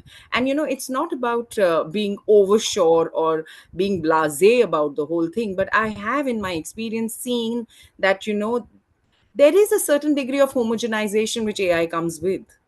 You can see it in a lot of LinkedIn posts also, I'm sorry, of people who just put some content on chat gpt and get it out and put it, and you realize you can make out the AI from the real thoughts. So I think with music it's going to happen the same way, because I personally at Radio City, from a national content point of view, take care of a lot of content as well as music. I have sort of realized that content is content, whether it's music or content, and you can sort of, or spoken, written, however heard, you can make out the difference if it's not utilized to benefit you, to make it sharper. And people from the music industry know it. I mean, I'm married to a music producer myself, so when Gaurav, you said that my husband worries about AI every day, so we talk about it all the time. And he's a musician, so for him it's like years of practice on the guitar, versus someone just getting onto YouTube and just learning everything and in a jiffy. But that's tech for you. So therefore, that worry is real. That worry is definitely real. I will not take that away. But not to lose the overall picture on how we can bring this together and make it beautiful. In fact, on World Music Day, I have to say this today because we are talking about it. In fact, we've launched something called RC Originals, and we are utilizing artists from within who are going to create music for us, who are writing music for us. And we are using AI as just a support tool. So we are not going into unethical ways of infringement, aega to main hata dungi. No, we are trying to utilize it in an ethical fashion and build it. And I think wherever one can, they should. But at the same time, let AI not run the homogenized productions, because that's where I think my bigger worry is as a creator. Not just as a manager, as a creator. That's my bigger worry, that everybody is going to sound like everybody. I mean, we face it. I mean, otherwise, as far as tech is concerned, I mean, come on, sound engineers, sound heads forever have used, I mean, since I grew up, have used Fruit Loops. They've used stock music, and that was tech for their times. And we millennials, like Shveta said, have seen the transition. So if we control it well and we are on top of the game, I think we we have a play in the game, and we probably have more to learn and more to live with than actually worry over it too much. I do understand the logistics which Gaurav said, in terms of artists losing their scope and space, which I completely buy. And in terms of technicalities, it's definitely a world of a it's a rigmarole. It's something which is a barrage of rules and regulations which we don't even know whether they exist in AI at all. But that said, I think it is more about efficiency than so much about worry, I feel. Thank you, Anurita, for such an insightful thought. So, Shubhangi, what are some of the biggest challenges and opportunities you have faced, navigating the music business as an indie voice, especially in today's, as content saturated environment? Yeah, so definitely, I would just like to go back to what Gaurav said about artists not registering their works. Mea culpa. Yeah, I'll do that, Gaurav. Yeah, but one of the interesting things you said, things in the West are very complicated when it comes to there being a lot of people sharing the publishing rights and all of that. But one thing is really simple in the West. Like as soon as I create something, it is considered registered, at least in the UK. I'm not sure about the US, Gaurav, correct me if I'm mistaken. But in the UK, as soon as I create a work, it is deemed uh, registered. And again, like moral rights are a good thing, right? So I would just like to say that, and I've written this down this time so I don't lose anything that I want to share. We were talking about the mindset that people have that music is free, right? So how do we change that mindset, that what you see on stage for those 3 minutes, or that what you hear for that 2 or 3 minutes, there's like a lifetime of learning and practice and getting lots of people together to collaborate, also paying the musicians, paying the music producers to get that music to you in that format. So how do we change that mindset? Any thoughts on that? I'd love to hear. And also, how can we protect musicians? Like, for example, I think I think Shrita ji spoke about folk music, right? Um, Folk music, by its nature, there is no a known writer, right? So it's considered to be in the public domain. So anybody can take up the folk music and create music around it, and we don't necessarily pay copyright. Again, Gaurav, correct me if I'm wrong, because you've done a lot of work with folk music. Some of the songs we've done together, right? Um, uh, so in that case, how do we protect musicians? Because there are a lot of folk musicians and folk singers, you know. So how do we protect their rights? What does the music industry have to say about these people? And what decisions can they take at their end to protect the right of these artists? Not negotiating too hard, understanding these people have families, everybody needs to eat, everybody has rent to pay, a place to live, whatever. Okay, so how can we make things respectable? Not everybody needs to charge 2 CR for a song or 80 lakhs for a song, but the payout has to be fair. And again, not in terms of views and what their value in the digital sphere is, but what their value in the greater cultural context is. Because without them, the culture dies out.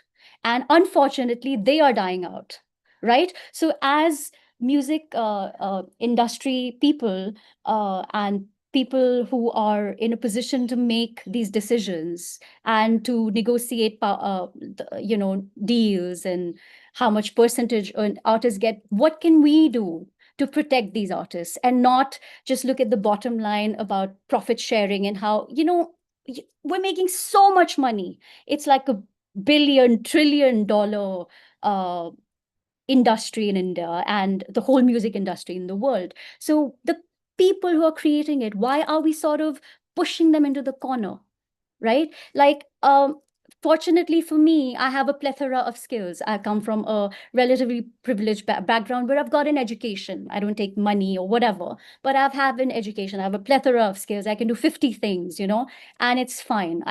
But I see people around me who have to struggle, who have to do all sorts of acrobatics, for people, and a lot of people who are not even musicians who give so much of critique, and sometimes it does not make sense to a musician, and Gaurav would know this, right? He is a musician, so when he gives a feedback, it makes sense to an extent because it's coming from a place of study. But there's so many people who have MBA degrees and who are amazing at the marketing side, amazing at the distribution side, but when it comes to actual knowledge about music, and maybe not so much, right?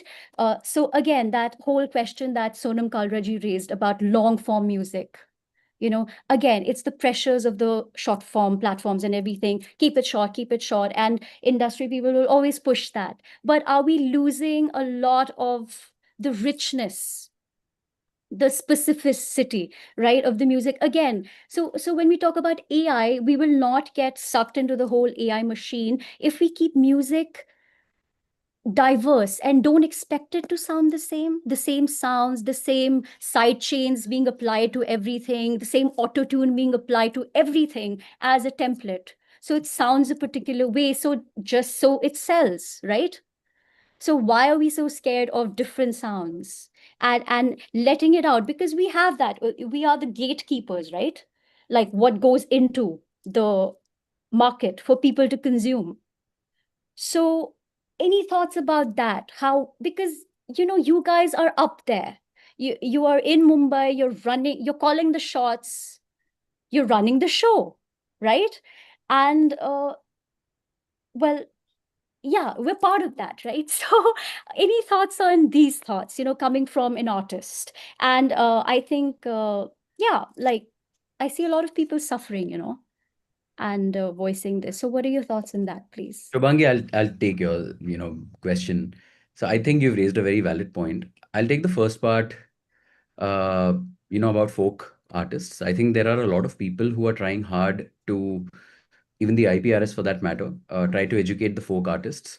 Just the way in India, there has been a lot of financial literacy because people started creating videos that educated people about what are mutual funds and so on and so forth. I think a lot more content needs to be created for artists, educating them about what their rights are. It has to be done in local languages. See, you can't change the law. So at least whatever can be done, I think artists should need to, do that. People are trying really hard, and I feel over the next 2 to 3 years, you will start seeing a change. You will start seeing a lot more work. The IPRs did such a great job last year. They've clocked in almost 750, 800 crore as a copyright body. So I think work is being done on that front, and we are also trying to do it. To your second part, I feel, and I'm going to make some controversial statements here. I feel the music industry is a super poor industry. Okay, it's not a very rich industry in India at all. In fact, we are doing probably 3,500 to 4,000 crore a year. Compare that to a Haldiram, which does 18,000 crore. Compare that to a Misho, which does 7,500 crore. These are single brands. And you're talking about the industry doing 4,000 crore. I think it sucks. And I really feel that what has happened over here is that we've lost the art to charge the consumer what they should be paying for using the music. Today, listeners are listening to music for free. You just have to tolerate a couple of ads. When we pay for YouTube, I can bet on it. Anyone in this room doesn't pay for for the content. You're paying for those annoying ads to go off, right? There is a huge difference in the way the product is perceived. And we are also fighting the same thing with brands and influencers that if you are using music, you pay for it. Don't expect an Instagram to pay for it. Don't expect a YouTube to pay for it. You used it, you pay for it. Today, if I buy a bottle of water or a cell phone or headphones, I pay for that product. Nobody else is paying on my behalf, right? The music industry has to get back to a game of unit economics for us to become from a 3,000, 4,000 crore industry to a 40,000 crore industry. That when that happens, you'll see a lot more magic unfold, right? Uh, so I think we really need to look at that industry that way and fight tooth and nail for that whole system of becoming a B2B MG driven industry to a unit economics driven industry. Uh, to your point about AI, I may have sounded really pessimistic in my first segment, but look, there's always room for expression. If you as an artist do something that's cutting through the clutter and expressing, I think we all would agree that everyone is looking for that spark of magic, right? Especially in an era where there's just a barrage of content coming in, right? So you can't fight tech today. Even in movies, you're seeing micro dramas becoming the preferred format. It's 2 minute episodes, right? So we went from 1 hour to 20 minutes to now 2 minutes. You can't fight that, but at the same time, nobody stops any artist from creating something extraordinary. For you as an artist, I think that is what my advice would be, that you follow your heart and you create your magic, and there are people out there who are going to listen to what you have. Thank you so much, Gaurav. We'll just Out of time a lot, but so here's my last question, guys. How do you see, music business industry in next 2-3 years in terms of branding, live events, in terms of radio, in terms of independent artists, music licensing? Tell me your thoughts. Let's start with Shivita. As Shivita has to leave, I know. No, that's okay. No, I was just gonna have a few examples and points that Shubhangi made. Yeah. So yeah, I mean, as for as far artists are concerned, please be rest assured that, like how Gaurav mentioned, the entire music industry believes in collaborating and co-creating, and we are here to support each other. So it's not a competition, it's more of how we increase our industry. That's where we are at right now. Great examples given in terms of singular brands, clocking in huge revenues year on year. So that's what everybody's interest currently lies in, and there's enough and more for each of us to kind of build on. So whether it's brands, whether it is how we look at artists within our industry, and in fact a lot of us manage exclusive artists. So how do we build their trajectory? All this, that is an interest for us, and that is how we are going and proposing it to the co-creators, to the partners, to the brands within the marketing sphere. All the tools are there to kind of reach that objective. It is slow, but it has started. We've seen the like Shaju was mentioning, the offline on the ground live event kind of taking a big trajectory. There are Indian artists now for which people pay and go and see their shows, and these are not typically your millennials, more of Gen Z wanting to be there, wanting to understand what is happening, wanting to actually be a part of what is happening in the music, whether it's old, reviving it, getting to know the maestros, and to openly accept the new music that is coming in. And it's mood based. Music is mood based. You're in a party mood, you want to listen to something else. You are wanting a quiet evening, you wanting to hear something passively. All these are different genres, so it's not that one particular kind of music suits one person's requirement at all times, right? So that will keep changing, and all of us are trying to build that together. And that's where I feel the next couple of years is how we are going to be looking at the industry grow and collaborate together to do that.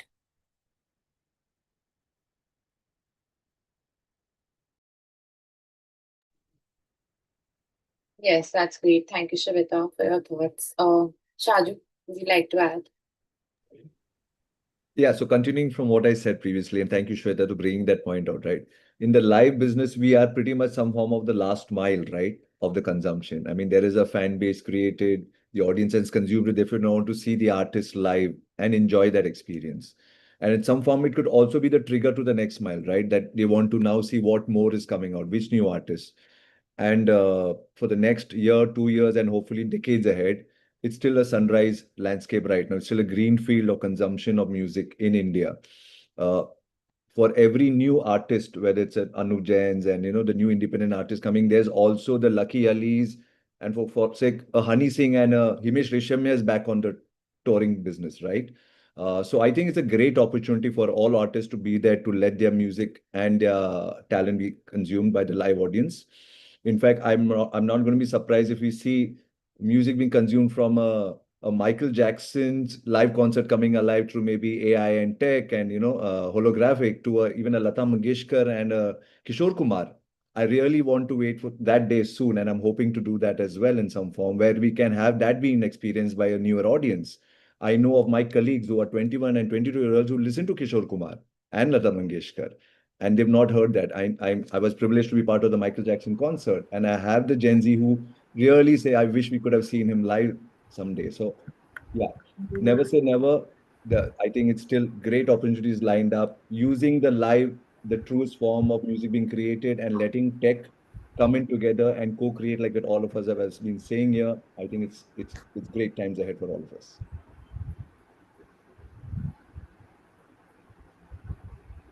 I think Ojasvi, you're on mute here.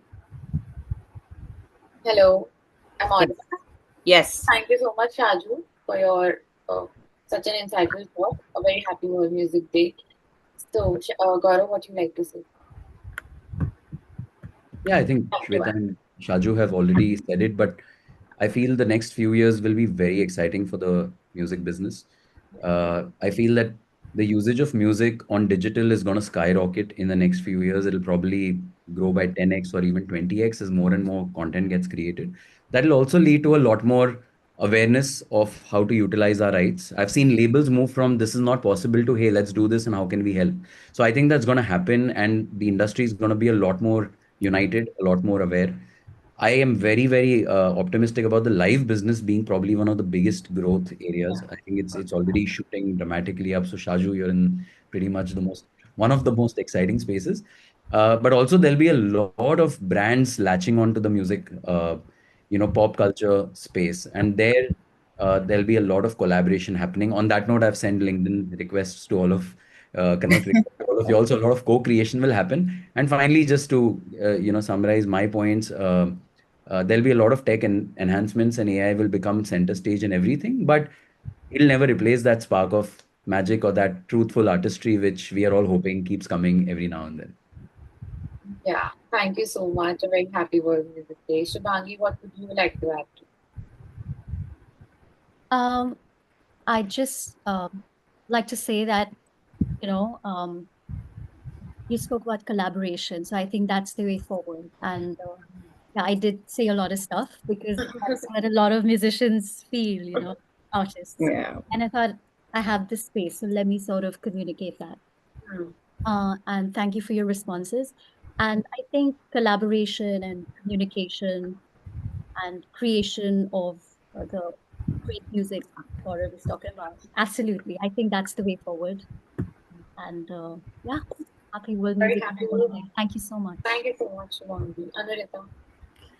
So, Shubhangi, I think I was extremely touched by a lot of concerns and questions that you came up with, and in fact, as a summary, if I were to say, from a radio point of view, I can definitely tell you that with the growing rate of the number of artists that we are seeing today, I think it's a very symbiotic relationship that I see in the coming next 2-3 years, because of the simple reason that there is a certain shift. It has been slow, steady, but there is certainly a shift from on radio listening as well, from listening to the familiar sound to experiencing something new, to discovering something new, and that's where we at Radio City have also shifted focus. In fact, in one of the panel discussions last year, I was asked a very strong question at a music fest, where it was asked that do you think that radio in India is not progressing at the same rate as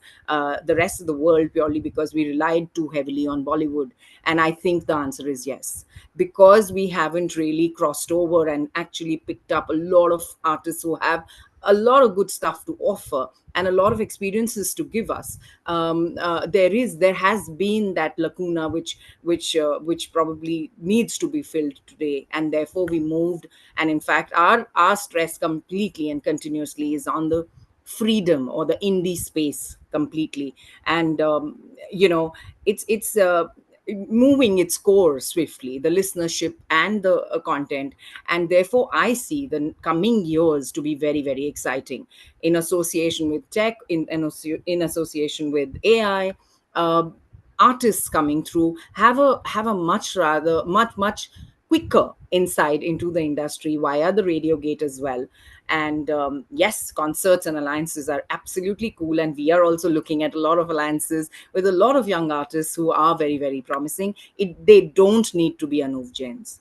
So uh, you know uh, uh, I think it's really, really exciting for music out there, for everybody who's utilizing it for business or otherwise, or for pleasure for that matter. So that's my parting word, I guess. But thank you so much for having me here, and here's wishing all of you a happy World Music Day. Happy World Music Day, everyone. A very happy. Thank you so much for such an insightful panel. Thank you, Shivita. Thank you, Gaurav. Thank you, Shubhangi. Thank you, Anurita. Thank you, Shaju, for your time. It was our pleasure to have you all here. Thank you so much. Thank you. Thank you. You. Just Thank you. say to Anurita ji, that I'm working on an album of pop songs in Sanskrit. So Oh, wow. I will come to Radio City. Yeah, I'm working on it, so it should be out soon. Absolutely. Please stay in touch, and I will. please Yes, please do get in touch. And, we are very excited about such content, and folk and going back to the roots is something which we are really, really looking right. at. So it's contemporary Sanskrit literature. Absolutely.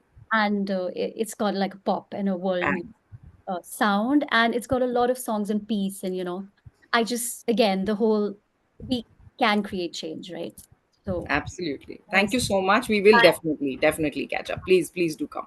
Ojasvi, I think you should do this more often, every 21st of the month. It's so much more co-creation, collaboration. Yeah, and so much insight and so much information coming through. And I feel I'm going back really enriched, understanding what all goes into the life scheme of things and events. Shaju, thank you so much for your inputs as well. And it was just amazing to listen to so many people. Shivita, you've like opened our eyes in terms of how labels looking at artists as well. So, we all keep thinking, because we sort of taking from label that what each and every, wing of music is doing, but actually we are all trying to experiment and do better. So that's wonderful to see. That's amazing. Very heartwarming conversation. Thank you so much. Thank you. Thank you for having us, and happy World Music Day to everyone. It was a pleasure. Thank you. So next up, we have a very exciting keynote, a very special keynote.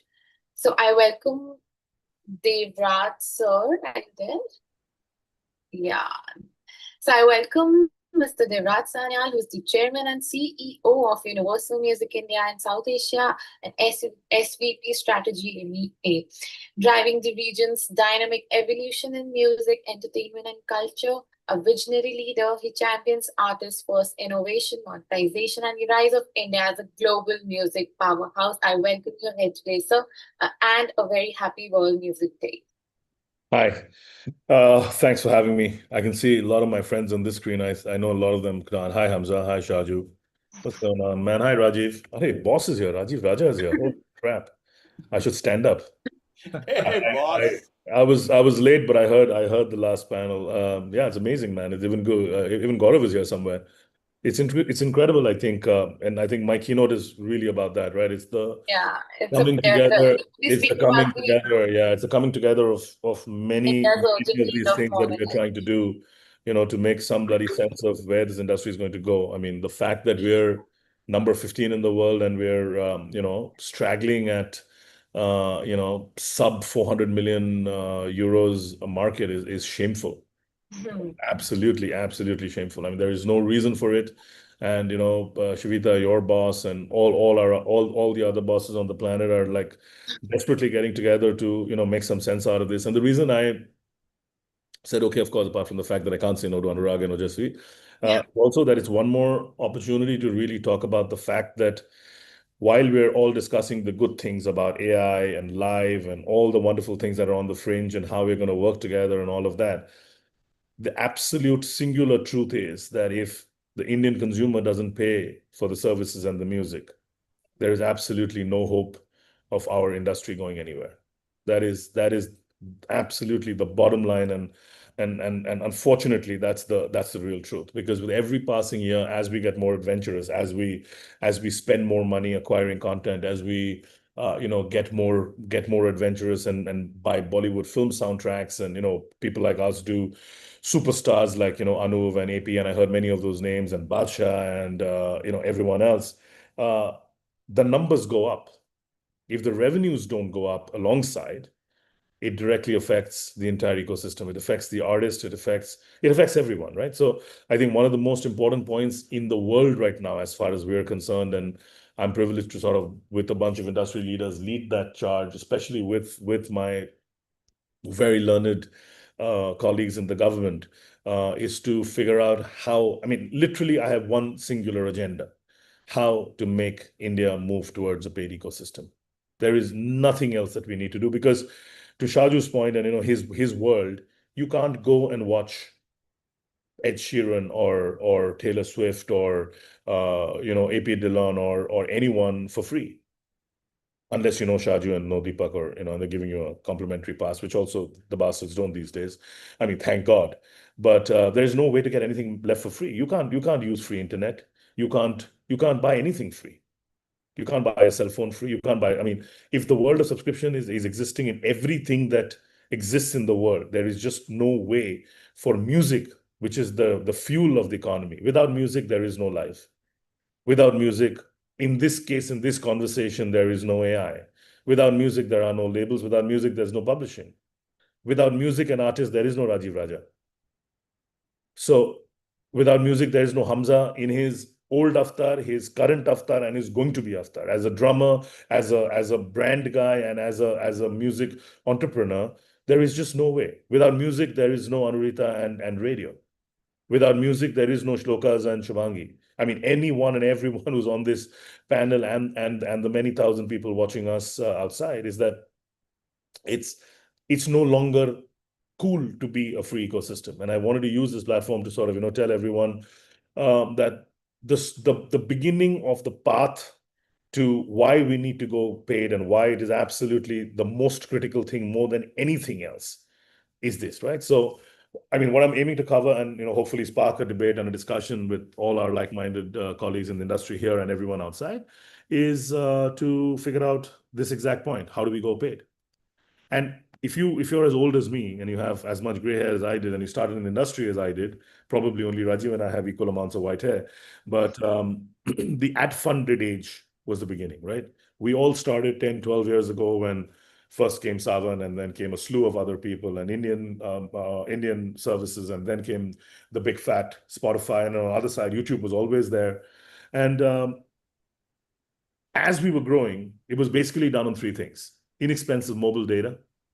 I run a bunch of other countries, and I'll tell you, compared to anyone else, compared to Southeast Asia, compared to Africa, compared to the Middle East, our data is the cheapest. And that is the greatest enabler of consumption in the world.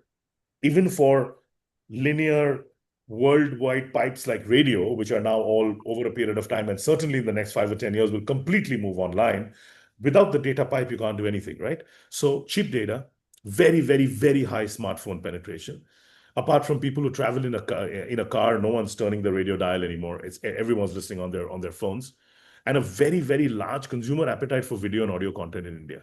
It has always been that, and that is what honestly drew and made the sort of ad-funded ecosystem run. Now, the logic of the ad-funded ecosystem is very simple, like it's done in the West. That look at Spotify, look at maybe YouTube and Spotify are different examples, but let's look at Spotify for a minute.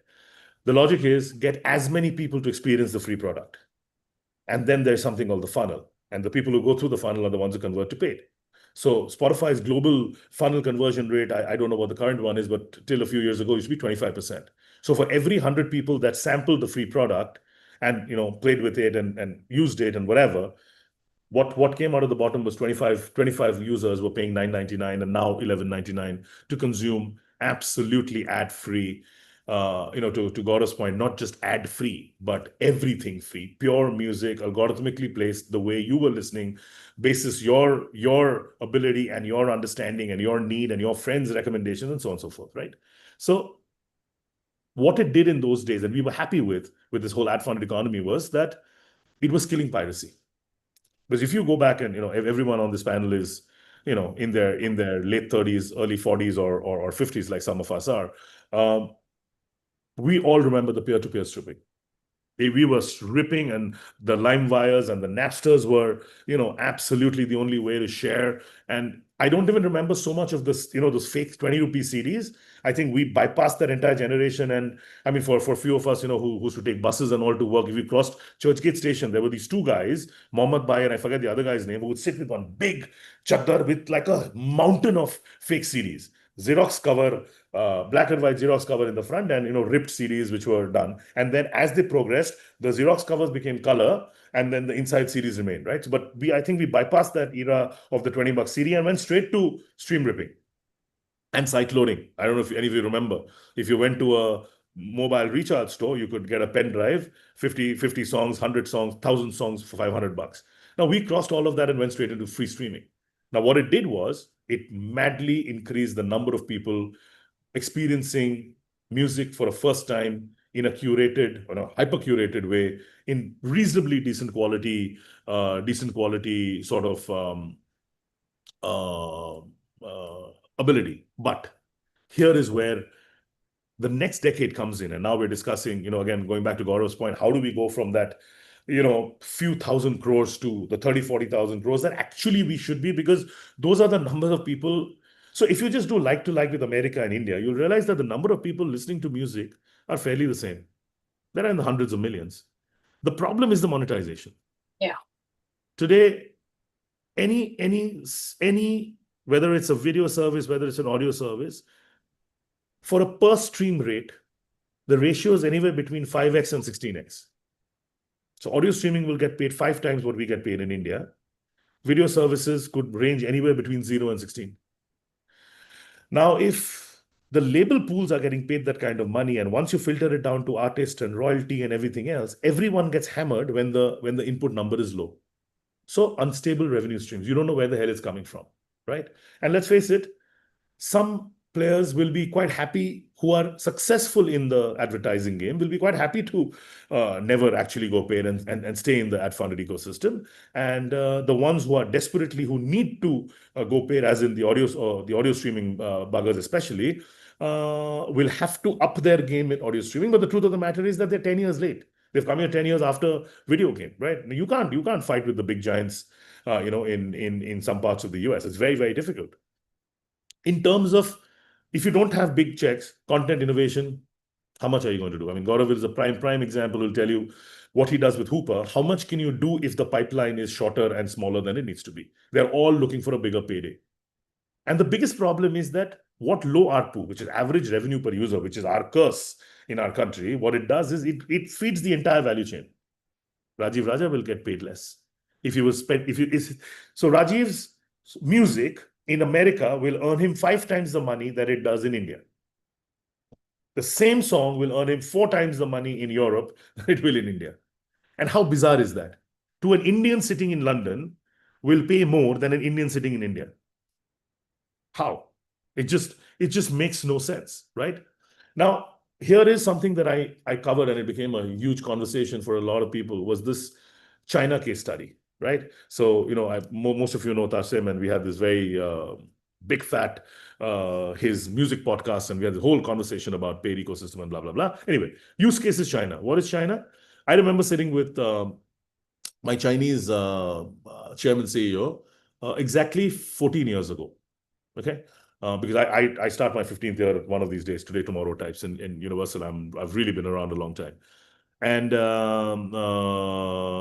what's his face? Sunny Chang says that, bro, we're struggling, and we're all tiny right now, right? So China is like, the entire Chinese industry is like some 90 odd million US dollars. Back in the day, we weren't counting in euros. We were like 110 million US dollars. We were 19 in the global rankings. China was 20 in the global rankings. Cut to today. We are 15 in the IFPI global rankings. China is 5. We are sub 400 million euro, the entire industry, all of us put together, minus live, of course. China is $1.6 billion. Okay? And 1 billion of that 1.6 billion comes only from streaming. People are paying. The government helps and says, free streaming, stream ripping, piracy, sharing, any kind is not allowed. It's just not allowed. Criminally punishable, not allowed. So there is a fear of ripping, right? And the consumer willingness to pay comes from the fact that they truly believe that the consumer believes that they're empowering their artists, they're empowering their labels, they're empowering the radio companies, they're empowering the branded companies, they're empowering their live companies by paying. And are we asking anyone to pay like a kilo worth of money? No. A month subscription in India, if you want audio and video, costs you lesser than an Americano that you buy at Starbucks by 50 rupees. One Americano, one day, okay, 179 to 199, unless money has gone up and I'm so old that I don't even keep a track because somebody else buys it for me and brings it to my room. But I'm assuming it's still 179 to 199. We are 99. If you buy family pack, 149. 6 people or 4 people, can listen to 1 month's fully paid, completely licensed, legit music in India. Now, why in God's name will nobody pay? Because all the services for the longest time have been screaming loudly saying, music is free, music is free, music is free. We have under-commoditized and made music so cheap that it is almost insulting to pay for music.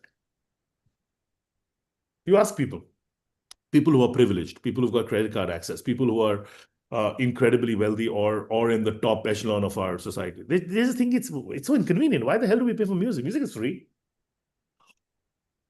And our services, who we are working with very heavily now, we're trying to figure out that how the hell do we make the free service so painful that you just don't want to use it and you will upgrade. It's the same example of saying that when we first got wired internet in our house, right? The advent of Jio, 2 years ago, right? The first time that Jio box came to my house, right? Before that, all of us used the same thing. We said, from freaking modem to, pulled wires to extra routers to all that kind of shit. All of us have done, right? Including the Hathaways and all of that cable-induced internet, right? And then comes Jio. And suddenly, in a large apartment or a small apartment, depending on who you are, where you are doing whatever, you can now listen to music, play video in like 5 televisions and 5 phones and everything blipless without a single drop. You can do Zoom calls without a single flicker. And not only you, your child, your wife, your uncle, your maid, like everyone in the world, your staff, everyone can do it. Now, that till 2 years ago, no one knew how that was possible. When we traveled, it was like, haha, so easy.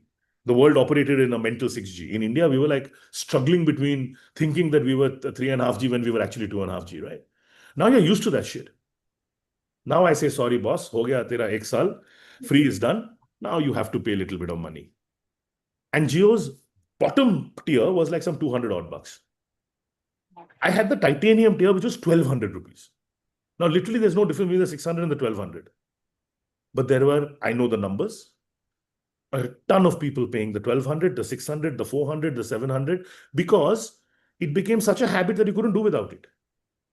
If you were composing music, you needed the internet.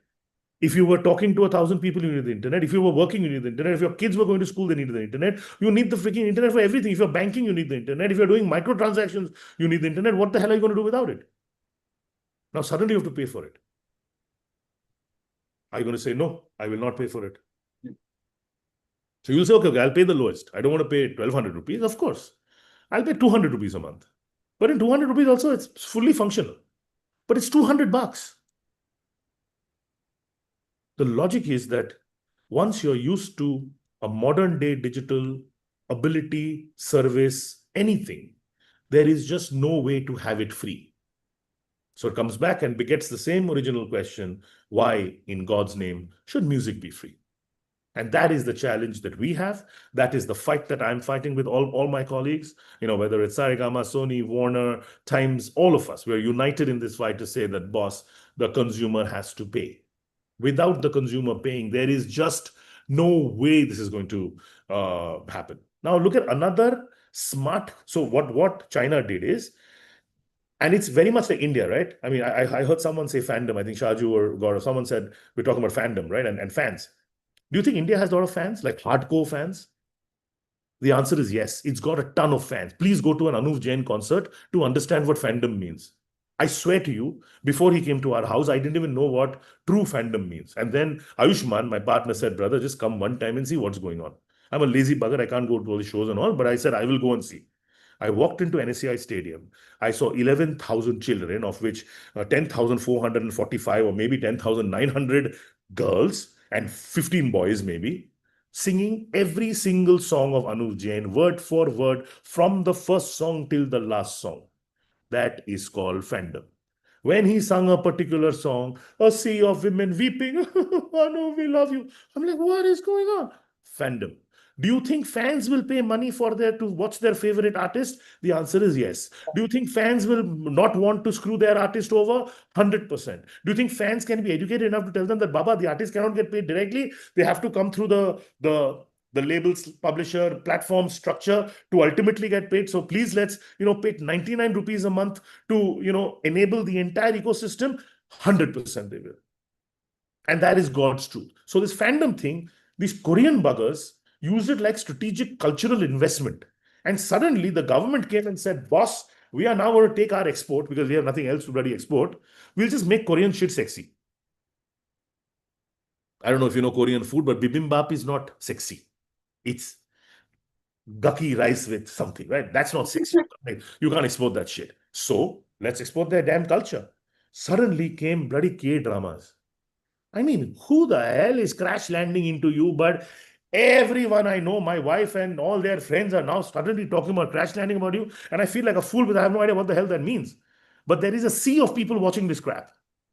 And then my favorite topic, K-pop. We have been seeing it for ages. I mean, I'm privileged to work with, the two top of the, between BTS and Blackpink. And I have seen fandom like you can't imagine. Indian fandom for K-pop. Korean fandom for K-pop is not helpful and useful for anyone. But Indian fandom for K-pop, American fandom for K-pop, German fandom for K-pop, freaking African fandom for K-pop is money. People will buy. And it's unbelievable to see that there is a multi-billion-dollar export business going on. It is a factory. It's like Maruti making cars in India, but they don't give a shit that they're not the number one consumed music in number one consumed car in the country, though they are. But they're also the number one and number two consumed car in the world. Now imagine the power of that cultural ability to make something where you don't understand what the hell they're singing, but to make it so cool that this is what the future looks like. In 2022, I remember South Korea's music exports, driven primarily by K-pop, surpassed at that time close to $800 million, which was a 17-time increase from 2007, which is just 10 years ago, or whatever, 11, 12 years ago. It was 44 million. Cultural export just almost 20x a country's music economy. Now, that is called soft power through cultural influence, which is just something that as Indians, we can't understand and we can't co-create and we can't get together to make the final word on it, then truly we have no ability, forget the desire, we'll have no ability to succeed. And look at our opportunity, right? We've got the demographic, we've got the psychographic, we've got the demand. And more than everything else, we've got the digital readiness. We are digitally more ready than anyone else. One COVID came and just people, the fact that we had 18 million credit cards just did not matter anymore. For 10 years doing global presentations, I used to get hammered on this one point saying, boss, their credit card penetration is not suboptimal, it's sub-zero. In a country of at that time, 1.4 billion people with, let's say, whatever the poverty line is, and let's even talk about the affluent, which was maybe 50, 60 million at that time, to have 18 million was like rubbish. One shot of COVID, 300 million, the world of UPI just got created overnight. Suddenly you are paying for a coconut water at the bloody corner of your lane with a Paytm. Like, how did that happen? When did that happen? Now, if microtransactions are a thing in this world of UPI and we are one of the world's largest by number, how difficult is it to say that, boss, when you're paying for your freaking coffee and the nariyal and the grocery and the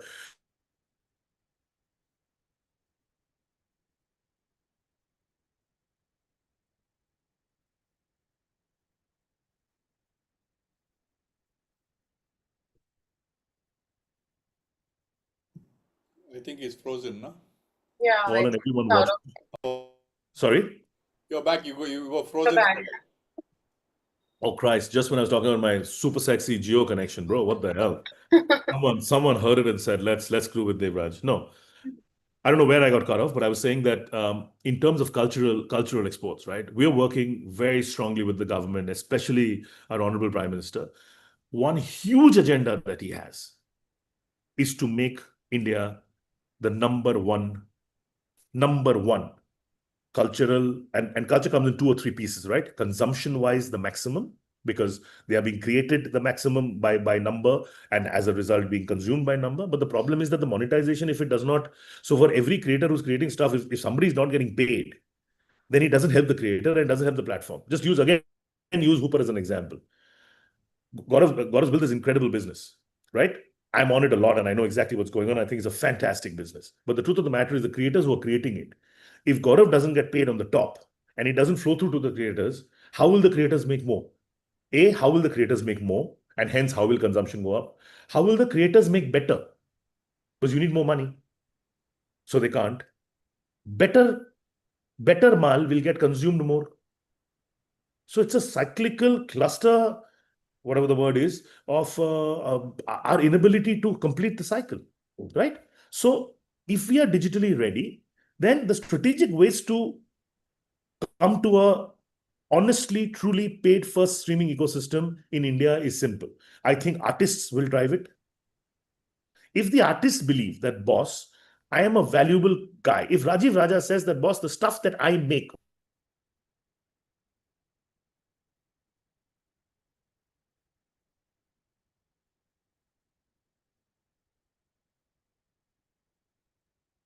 again he's frozen. I think Geo's really.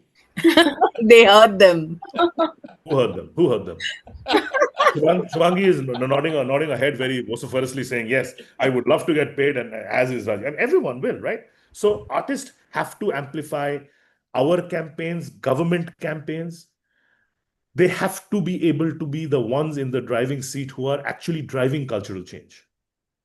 Artists can change mindsets much more than I can, than a forced message from the government can, or anyone from the platforms can.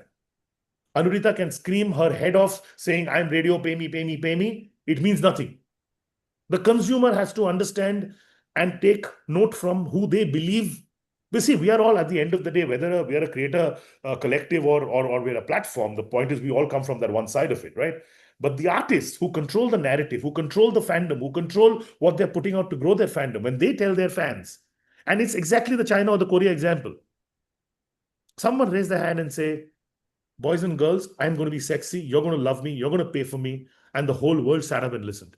I don't remember if any of you remember. And I can't remember who I was talking to the other day. BTS did a virtual show smack in the middle of COVID. Okay. Now we were managing some of the back end because, they're our band and all of that. And we were seeing, forget the fact that it was huge and millions and hundreds of millions people came. Now, one of the things that these K-pop bands did above everyone else, do you all remember the Coldplay bands? Yeah. The whole stadium goes up and it's all lit in unison, right? Yes. So our tech guys, or who their tech guys, did a digital version of that, and the countries were lighting up as the fans were engaging more and more. So there was an engagement meter as the countries were engaging, and the more money that was being pledged, stuff was being bought, digital goods were being exchanged in that 3 hours, those countries were lighting up. At one point of time, I swear to you, and we were seeing this in the middle of the night, at one point it was US daytime, my screen, and we were watching it on multiple screens, it just almost went red. So earlier it was like little boom, India popping, America going lot red. And suddenly the whole screen at one point was red because the whole world was engaging. Sitting in their bedrooms, paying money and spending actual money. Now, when BTS tells its people, boss, I want to,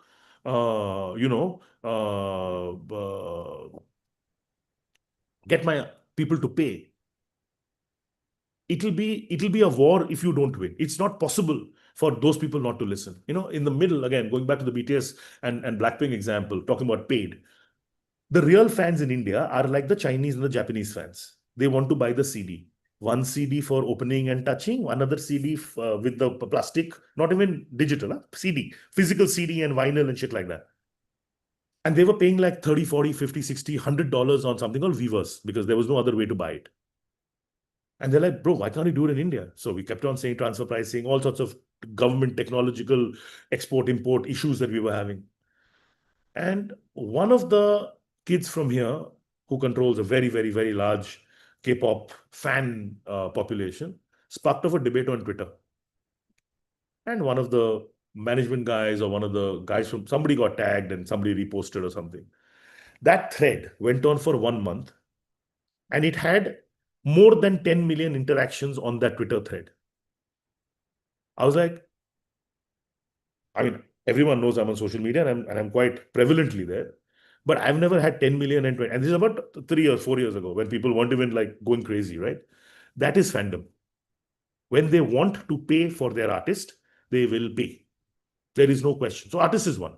Streaming platforms. As streaming platforms, we have to do micropayments, we have to do cross-platform bundling, we have to nurture the local ecosystem, and we have to find innovative monetization models. Right? It's just important. There is no other way of doing it. And micropayments means that we understand that India is not the richest economy in the world. So maybe some people want to listen to whatever for a week and not a whole month. And the good old Unilever sachet philosophy for those of us who are older, the whole sachet pricing case study of Harvard. Maybe that's the one.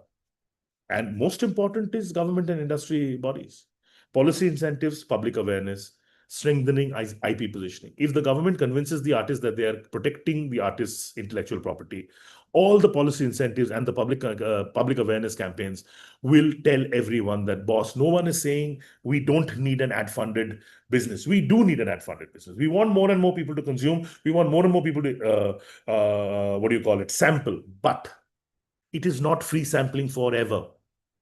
It is free sampling for a little bit of time, and then you move very quickly to a paid ecosystem. I can't even explain to you that if that doesn't happen, in the next 5, 6, 7 years where we are mind-blowingly better, this market is going to go like that. We can see it, and it'll hurt everyone. You think that if there is 3 years without big artists putting out big things and there are no hits, you think the live business will survive over a period of time? Do you think radio will survive? Do you think branded content will survive? How? It's just that we are in that place right now where we are being hurt on revenue, but everyone's playing the game saying, chalo, chalo, something will, at the end of the rainbow, there is a pot of gold. So everyone is chasing that. But how long do you think that's going to be possible to carry on? The truth of the matter is India suffered a massive decline in revenue between 2023 and 24, and 24 and 25. There is no we know the actual numbers, and it's embarrassing. In a country where consumption is going up, in a country where per capita usage is going up, in a country where subscription or will to subscribe, or even the ad-funded numbers, that's not subscription, but the ad-funded usage is going up, how can revenues decline? Because people aren't paying. And finally, to the content owners, people like us, and I don't know who else is here maybe some of you are, we've got to be able to find short-term ability to find a long-term solve. There is just no way. There are poison pills that we have to swallow. We are going to have to take a hit ourselves. This whole, again, I can't remember who, I think it was Gaurav who said this whole MG philosophy that India has been, dying with, needs to end now. So we're going to have to take our version of the pain as well. It's not that we can say, oh, we keep getting paid, screw the platforms and screw the users. Because the users don't pay, let the platforms pay. They are a great business. No. Everyone. Consumer has to pay, which means platforms have to pay, which means we will get paid, the artists will get paid, the entire ecosystem then wins. So incentivization for that. Celebrity advocacy. We are talking to everyone, all our friends in the blood industry and the serious ones who are in the allied industries to, become advocates for paid content. And what ends up happening if you have a paid content? Artists actually get paid more. It's the reality. The government, exchequer, gets paid more. I made a presentation to the government recently and actually gave them a number, and the number, there was a panel of ministers sitting there, all friends of ours and wonderful people who are really working with us to try and change this narrative. And I'm very thankful for the government because they're incredible partners. They said that, no, just repeat that number again. And sir, this is, I believe, and I'm fairly good at arithmetic, and we spent a lot of months building this model. So we think this is a range. He said, are you telling me that this is the number that can be added to the government entertainment exchequer if these many million more, whatever, tens, hundreds of millions pay? I said, yes, sir. They're like, in our wildest dreams, we hadn't thought that these kind of numbers are possible. Think now, if China can go from 98 million to 1.64 billion, just use Indian taxation metric and say, boss, uska 30% will go to the government. Do you know how many hundreds of millions of dollars that is?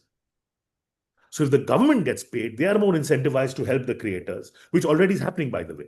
The government is already doing things which are significantly cool. I'm not allowed to say all of them because some of them are, mid-stage, but they are all amazing. I've never seen this kind of government involvement and this kind of government push and thrust to, up the ante. And especially Prime Minister Modi is a huge advocate of pushing the creator up so that the entire ecosystem, and he understands that it's a bottom-up situation. If the creators get enthused, get paid more, and we always look at it top down. Just think of it bottom up. If that funnel upwardly gets better, all of us flourish, and then the industry grows. And this ultimately is made for India tech stack. Yeah, Rajiv Gaurav will understand where we are on this whole tech stack situation. I mean, there is no reason for us not to have music innovation and music entrepreneurship and music AI and all of that coming out of here in the droves, because most of the goddamn things get programmed in India. There are farms of freaking coders who are sitting in India who are programming for the whole world. Why the hell can't we improve it? And at the end of it, just better music. Let's face it, the quality of music has gone to hell. Hamza, what say, man? I mean, Jesus, right? Earlier, for every 100 songs that came out, at least there were like 10, 12, 15 decent songs. Now, for the 110,000 or 100,000 songs that come out every day, 100,000 every day, let me repeat that 3 times so it sinks in. Maybe there are like, I don't know, man, 20, 30 great songs. Great means not, okay, not crap. Now multiply that by 30 and multiply that by 365 and then do a division of hit ratios in our country and you'll come to exactly where we are, 10, 20 hit songs a year. So we have to now find a way to, get this fandom-driven revenue streams in place. We have to empower India. I mean, to Shubhangi's point, I was so happy to hear that somebody's even thinking about doing stuff in Sanskrit, which is just, to me, is just incredible. I just hope it's incredible music. And, someday please come to us and make us listen to it as well. But cultural roots of India, folk artists, all of that. I mean, come on, we are a humongously sexy culture in the world. People want us, people love us. There is no reason for us not to give it to them. We've been doing Coke Studio for years now. And more and more and more and more, we are seeing that people are latching on to regional music. People are our Coke Studio song of 3 days ago, Dhanda Nyoli Wala. He's the #1 Haryanvi artist. First of all, in Coke Studio and places like that, was always Hindi, Punjabi. Haryanvi never even made the cut. But luckily, Coke was smart enough to bring Haryanvi to the fold. Yesterday, within 24 hours, or day before yesterday, within 24 hours of song dropping, we got a #1 trending in India in general trend, which is almost impossible to get, right? A Haryanvi song going right to the top of YouTube within 24 hours. When does that happen? When insane levels of fandom kicks in, and more than fandom, regional fandom kicks in. Don't forget, the regions are as diverse and richer than any of us can imagine. They all have money. They all want to spend money. Someone just has to tell them how and tell them how much and tell them where. And it honestly is, and I'm always talking to everyone, but Ojasvi, to you, to Ruhel, to Anurag, everyone. You have to push the agenda vertically, diagonally, regionally, geographically, whatever it needs to get this message out. Because the truth of the matter is, where will India be in the global scene ultimately, right? And I definitely believe that we need, and this is like literally, and I want to end by saying that we need a tiered approach, right?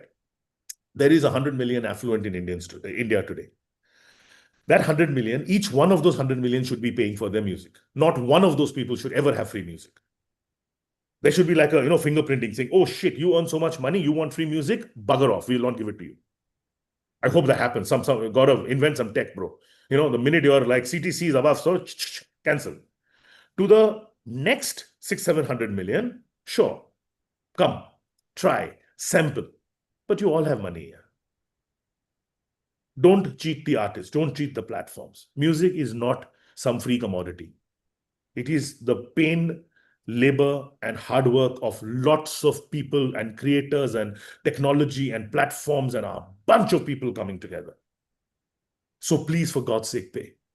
But that 100 million, the good news is, with us now becoming 4th largest GDP, etc., 100 million is supposed to be 200 million in the next couple of years. In the 200 million, even if 50% pay, and we stay at the 100 million. And in the 600-700 million niche ka, the funnel, even if couple of 100 million pay, that's all we need. We will straight go to number 5 in the world. There will be a couple of $1 billion of revenue, which means radio happy, DSP happy, video happy, platforms like Gaurav happy, Shaju's whole biradri of live buggers happy because now you're creating and generating enough stuff, media happy, creators happy, content makers happy, everyone happy. So the vision is no longer a vision. It is a requirement.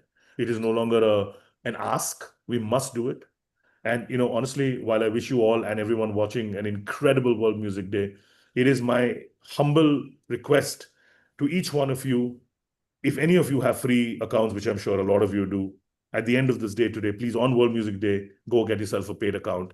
Tell everyone yourself to go get paid, because it is the people sitting here who need to get paid. And it's a very, very, very tiny sum of money. It's not a lot. It's not a lot of money. 99 rupees ain't making anyone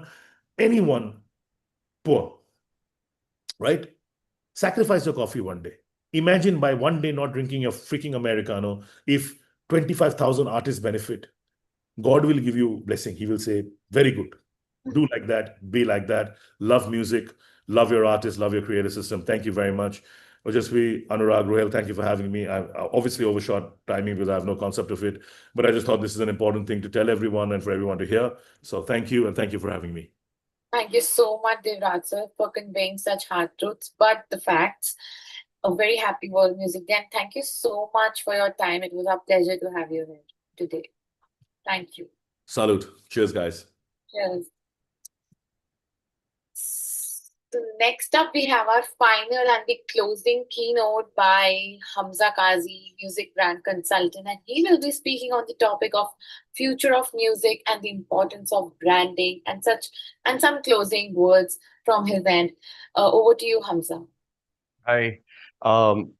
Firstly, thanks, Ojasvi, for putting this together. It's always great to see somebody supporting music culture, and you guys are doing a fantastic job.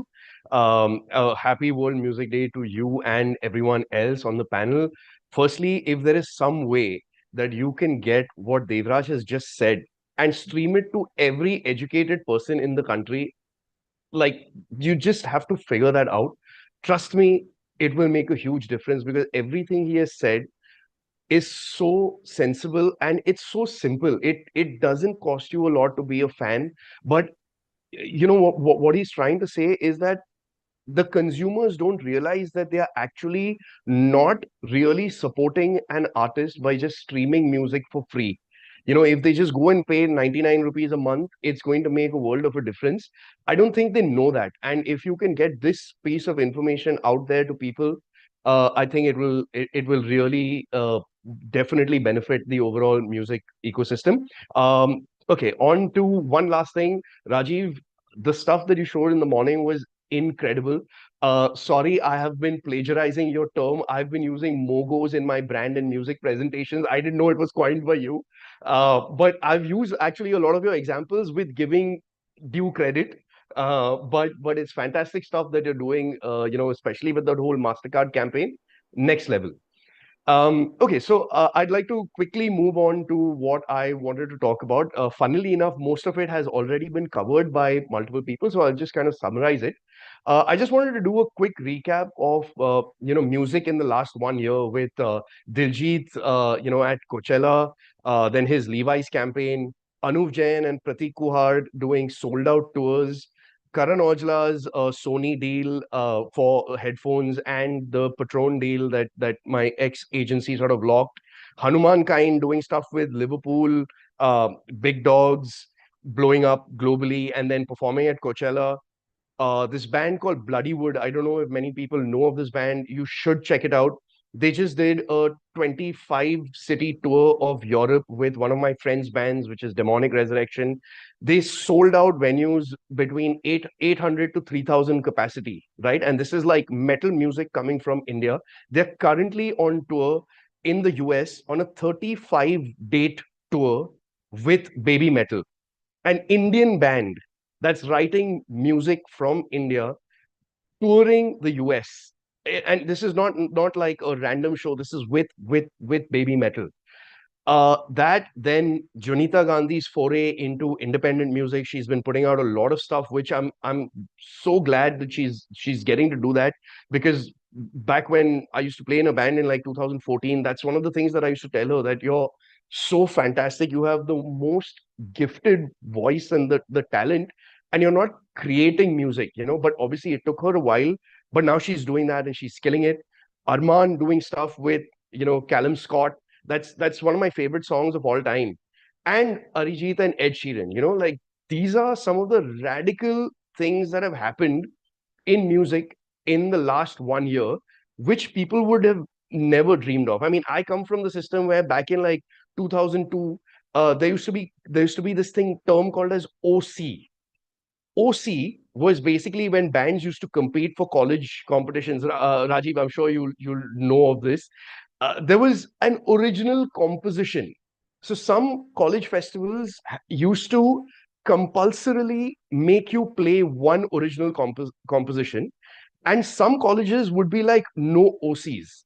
So we're coming from like back then where you were not allowed to create songs, to now songs being churned out every day, right?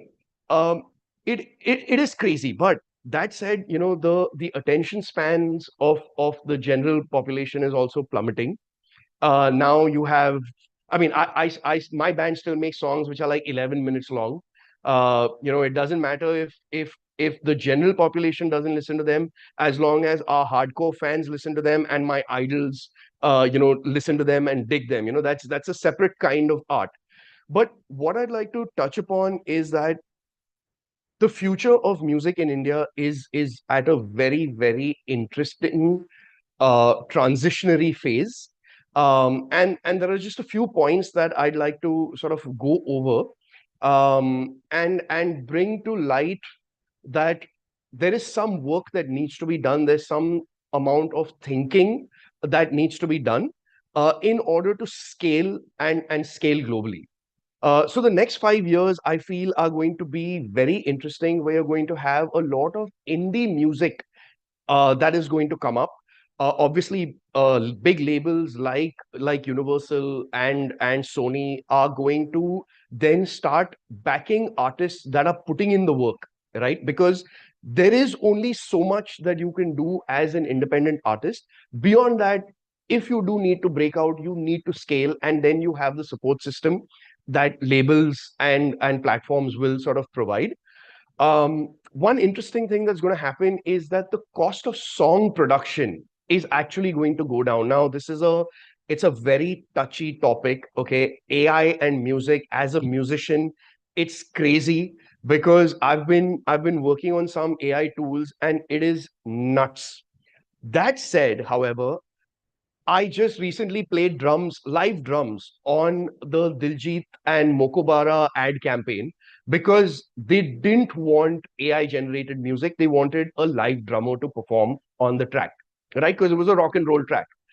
And so there is going to be a space for authentic music that is created with the human emotion, the human feel, the human connect.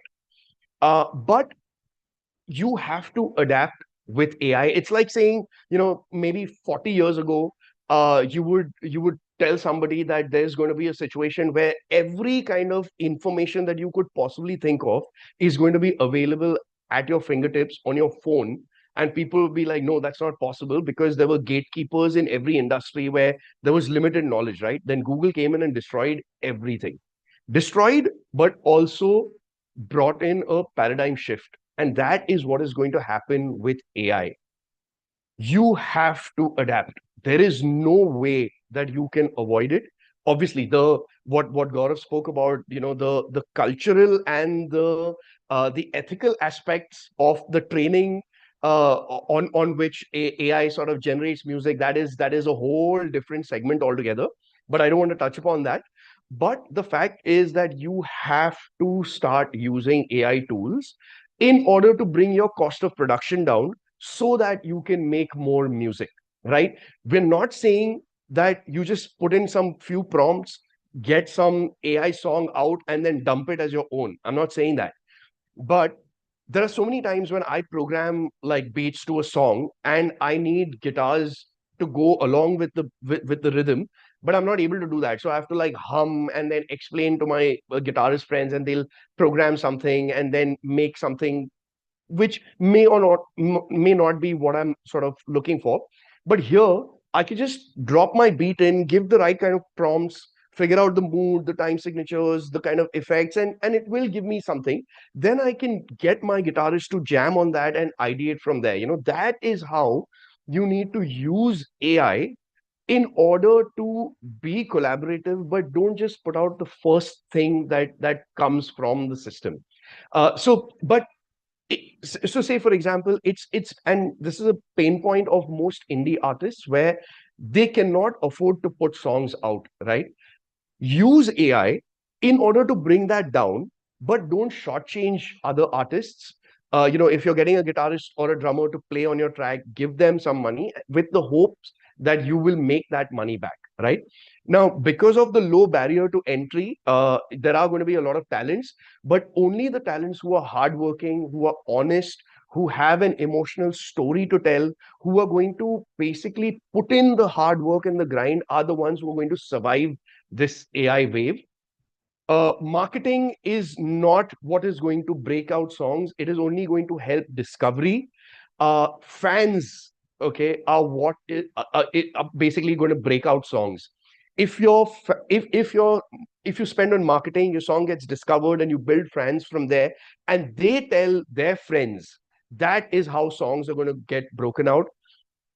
If a lot of people go from the not paying free model to the paid model, there's going to be a whole data set that you can work on to understand where people are paying for music, which means that you would also be able to go and tour in those cities, which means that there will be a lot more venues. Like, for example, today, if Bloodywood wants to tour in India, they cannot do a 35 city tour because there aren't 35 cities with decent venues, right? But if that slowly changes, and I know that the government is looking at these initiatives where you're going to have music venues, like dedicated music venues that don't charge promoters a fortune, and that is why you would be able to get like a 500 audience artist to perform at these venues. It's going to create a very different India going forward. I feel that colleges will then start demanding indie artists. There was a day, there was a time back in the day when all the IITs used to call all my international bands that I used to listen to come and perform in India, which was like crazy. And that sort of culture died out, but I feel that it's going to get revived where college kids will demand indie artists to come and perform. And that is going to be, and this is because there is a decent college in every city or small town in India, which is going to be like sort of the stepping stone towards creating proper venues. And then Gen Zs will obviously pay for merchandise, they will pay for experiences. Artists will become brands, but there's a small subset of that. I'll get to that. Brands will then want these artists, and I'm sure that Rajiv can sort of relate to this, and Gaurav also. Brands don't want generic artists that can sing well. They want artists who have a strong connect with their fans, so that in case there is a messaging that the brand wants to sort of disperse, they will use the artist as a medium to reach out to these hardcore fans who will listen to what the artist is saying. Most artists in India right now have not understood this concept. They think that just by having like millions of followers on Instagram, they're actually creating fandom, but that is not true. But that's a whole different topic altogether. I don't want to bore people with that. Lastly, international artists will be coming to India. They will give opening slots to artists and possibly take them on tour globally. I'm sure that is going to happen. Very quickly, moving on to the next segment of what artists will need to do. Every artist will need to create an artist persona. You cannot be a generic artist. Oh, मैं अच्छा गाता हूँ. Oh, मुझे अच्छे बॉलीवुड गाने गाने की आदत है. No, it does not matter. You have to have a one-line statement of who you are as an artist, because that is what your fans will need to introduce their friends to you. So you have to have like a marketing tagline, right? And that will come from your artist identity. Everything you do, all your multiple touch points across social media, your YouTube, your Instagram, your Twitter, the kind of songs you're putting out, your live shows, all your touch points will be based on that artist persona. You have to focus on live. You cannot be an artist who sits at home, creates great music, and you're terrible live, because that's just not going to fly. You have to build fandom. Fandom can be monetized through streams, through tours, through collectibles, through brands and merch. There are 5 revenue streams for every artist, but you need to put in the work to be able to encash that. Don't mistake listeners and followers for fans.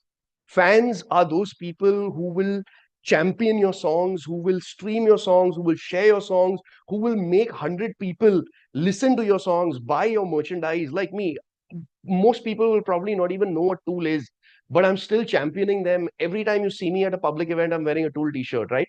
That is what true fandom is. That is what can be monetized, and that's what Devraj was talking about. That can be exported. And finally, you need to feed the algorithm with Spotify, but that does not mean that you just put out crap. I've noticed this, that people are like, oh, I'll put together a song in 1 hour. Yes, you might come up with a creative spark, but sit on it, brainstorm, do a small litmus test, play it to your friends, ask for feedback, improve it. May it A song is something that you will put out and it will remain with you for the rest of your life, right? You cannot put out crap, and do not do that. And in fact, there's a quote by Ian Malcolm, a scientist from Jurassic Park, who said that your scientists were so preoccupied with whether or not they could, they didn't stop to think if they should. Just because you can put out music in like 5 hours does not mean you should. Refine it, work on it, create that emotional connect, tell a story, because that is what your fans will engage with. And finally, don't follow trends. Do not become the next Anu Jain. Do not become the next Divine. Do not become the next Bloody Wood. Do whatever you want to do as an artist. Find your audience. You never know how that will scale, right? It's it's the most important thing to do, to find your own calling, to find what resonates with you, because only if you are authentic and original will you build a fan base that will follow and do whatever you ask them to do. I think I'm out of time. I don't want to drag this further. Yeah, it's going to be a very interesting next 5 years. And Ojasvi, I just hope that we keep doing this, and at the end of the 5th year, all the things that I've sort of predicted are going to maybe turn out to be true. And we're here to support the system.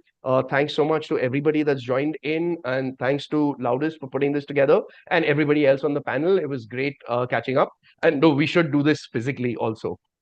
Yeah, thank you. Over to you, Jasvi.